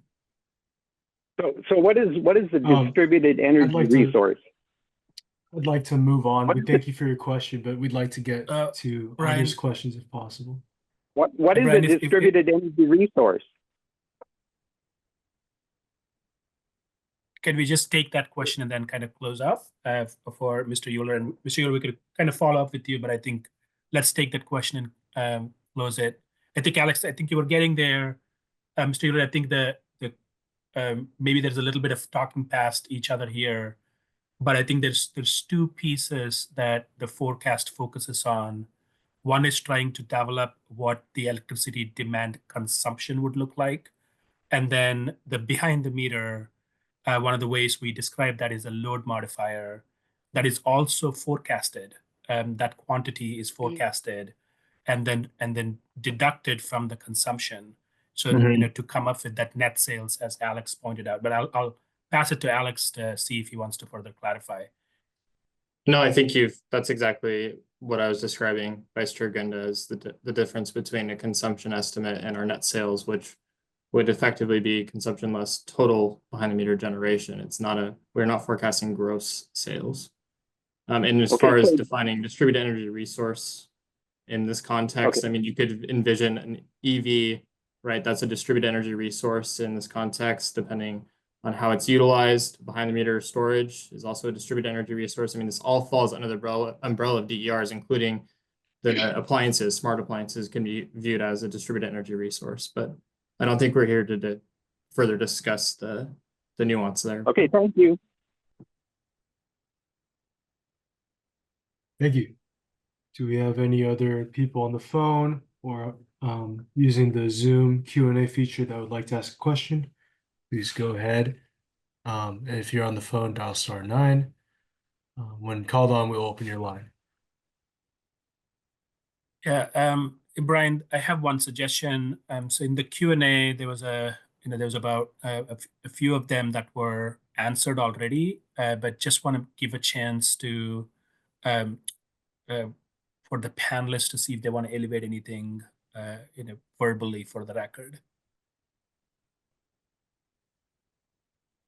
I think one thing, maybe Alex or Will, you've kind of talked about, which is the contractual turnover for NEM, that might be helpful to just clarify. So anything that you might guys want to elevate, re-elevate. Thank you. Yeah, happy to clarify the aspects that was included in this modeling, which was the NEM contractual turnover was a big piece of the demand scenarios work that is new and was a concept that we developed through the demand scenarios project. We looked at our modeling work and we said, what gaps do we potentially have in our framework? And it's this dynamic aspect of thinking through with our current set of models, we can only forecast additional retrofits, folks that have not adopted behind the meter PV and storage yet, but may in the future and will in the future. So that model is not dynamic and looks back at if you purchased PV in say 2025 or 2026, As electrification continues, you may see the need for additional load flexibility and procure energy storage. As we all know, there's a lot of behind-the-meter standalone PV capacity in California, which was induced by incentives as well as the previous NEM tariffs, both NEM 1 and NEM 2. And there wasn't this clear signal to attach storage. There wasn't as much benefit to attaching a storage system to an existing standalone PV. Well, that has resulted in about 16 gigawatts of behind-the-meter PV capacity interconnected today that's standalone. And so the NEM contractual turnover looked at, there's this large bucket, there's gigawatts of standalone PV in California. And what is the effect of essentially through time, as we think about load flexibility and these pricing signals, as these customers move away from NEM in 20 years, policies are going to look different. Tariffs at that point in time will look different. Assuming that at that point in time, we still have a net billing tariff, which CPUC recently adopted, there's going to be a strong signal for those customers to attach storage. And if that were to happen, how much additional storage capacity would exist within California? So this is a new modeling consideration that is thinking through this clear uncertainty. We don't know at what rate standalone PV customers will attach storage, but we know that there is pressure. There is pressures to incentivize adoption of storage. There's reasons why folks would want to add load flexibility capabilities to their home. And so that analysis specifically worked to quantify the potential of what if standalone PV adopters, when they switch their tariff at the expiration point of their NEM tariff, procured energy storage. So I hope that is clear. I'm happy to answer any follow-up questions about that. You know, Alex, if I could follow on with that and talk about Mike's negative pricing days or negative supply days, demand days, sorry, but supply.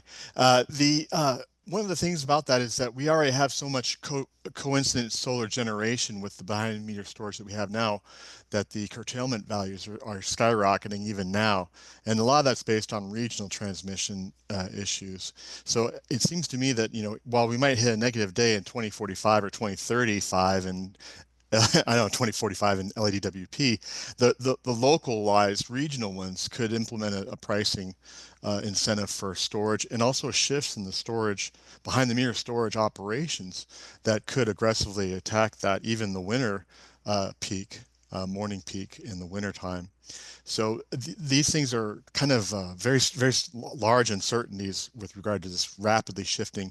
And since we're looking at a CAISO total generation or supply, the local, I think it pens a more detailed study with the system operator to look at more regional, especially with regard to the coincident solar generation that's going to be happening at the same time, and the curtailment or export or storage needs associated with that. Yeah, thanks for the add-ons, John. I really appreciate it. I think also just kind of to tack on what was mentioned earlier about the EV load profiles, another important aspect to mention is we don't have a dynamic loop in terms of storage profiles informed by evolving TOU rates. So as the grid shifts and, you know, demand and supply shifts through time, the RPS ramps up, our supply mix varies and shifts, it's probable TOU rates could shift. And we don't have a way in our modeling right now to accommodate for dynamic or shifting TOU rates at set interval times. So in theory, if TOU rates do shift in response to supply side resources and there being less, you know, generation available at night as there is now, that would likely induce a varied TOU behind the meter storage dispatch profile that right now we don't have incorporated into the hourly modeling work. Our assumptions right now are based on static TOU structures that obviously the rates amplify through time, but the rate structure themselves and what we define as an on and off peak period does not shift. When that is likely to occur, that is not something that we have the capabilities to model or incorporate into our behind the meter storage profiles. That's just a huge uncertainty for us. And there's right now in our modeling framework, no way to account for that shifting pricing signal that may occur in the future. Yeah, thank you, Alex. I'd like to pass off to Quinn G, who'd like to clarify on another question. Yeah, so Vice Chair, thanks for your suggestion on some more commentary on some of the questions that have been answered in the chat. I thought I'd just mention a couple of points real quick. There was one question about the double peaking or sort of two peaks, whether or not we're having that. You know, what we call the shift to the winter peak. While in one regard it is true that it would be a shift to the peak would be happening at the winter, but I think one thing you know, maybe planners are well aware of this, is that just because you're now peaking in the winter does not mean that your summer peak, your summer danger time or whatever summer, you know, times when people can get worried, that does not go away. So I think it's really important for us to probably think about it in terms of like, what's the winter peak look like? What's the summer peak look like? Because those seem to be both still incredibly important times to pay attention to resource adequacy, et cetera. And then also there was a question on behind the meter storage and other things potentially with EV charging.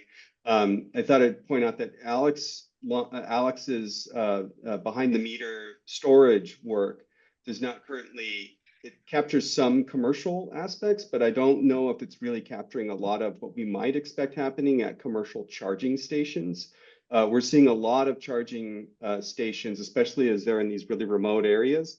They want to do things such as avoid demand charges, et cetera. So they might install their own photovoltaic systems as backup or to offset a lot of their demand, and also storage to help mitigate demand charges, which are charges that large customers have to pay when they spike up by a certain amount. So that is something that we want to pay more attention to, maybe work with Alex in the future, or think more about our EV load shaping work as well. So just thought I'd let the audience know that these are, you know, front issues, you know, maybe future work for the demand scenarios project that could feed into maybe forecasting efforts. Thank you, Quinn. Claire, your line is open. You can unmute when ready. Speak. So I appreciate Jamil and Alex and Quentin's clarifications. I just wanted to underline a point that Mike and Jamil had made earlier. Alex, I'd asked whether, in fact, a lot of that minimum load could, in fact, be translated into effective storage, particularly with standalone front of the meter storage. And obviously the answer is that the model does not typically consider front of the meter, which is a supply side resource. Yes. But I think that really underlines the point that Mike and Jamil had made, and I think Siva as well, that the way the models are structured to separate demand and supply is in some ways less satisfactory than being able to have a holistic view of how that storage on the distribution grid could soak up the solar production at the midday peak. So thanks for the opportunity to clarify. Thank you, Claire. Next slide, please. We welcome written comments. Since we are running low on time, we will kindly ask you to submit your public comments via the instructions that are given on the notice for this workshop, which are posted on the event webpage on the CEC website. These comments are due by the end of the close of the day, December 4th by 5 p.m. Now I'd like to turn it back to Alicia Gutierrez. Thank you, Brian. And just to wrap up Next slide. the workshop today, we'll take a few minutes to thank the very large team of people that made today's workshop possible. That includes our presenters, Anita Rednam, Nick Janish, Mike Jaski, Quentin G, Alex Lonsdale, William Marin, Jamil Farbs, Katie Pickrell, and John Mitchell, for their participation in today's workshop and for offering their expertise in the development of the demand scenarios. We also want to thank the broader CEC staff team for supporting the project in various ways over the last at least year. That's Martine Flores, Ethan Cooper, Ingrid Neumann, Matthew Cooper, Nick Fugate, Mark Palmier, Ann Fisher, Elizabeth Pham, Harinder Kaur, Brian Shea, Jay Padilla, Raja Ramesh, and then our wonderful IT team of Kevin Williams, Chris Peters, and Kenny Sanders. Final thanks to all of our workshop attendees for taking the time out of your day to join us and engage with us, asking great questions. It's greatly appreciated and will benefit us as we think through the finalization of these demand scenarios. With that, the meeting is adjourned and we hope everyone here has a wonderful day. Thank you, Alicia.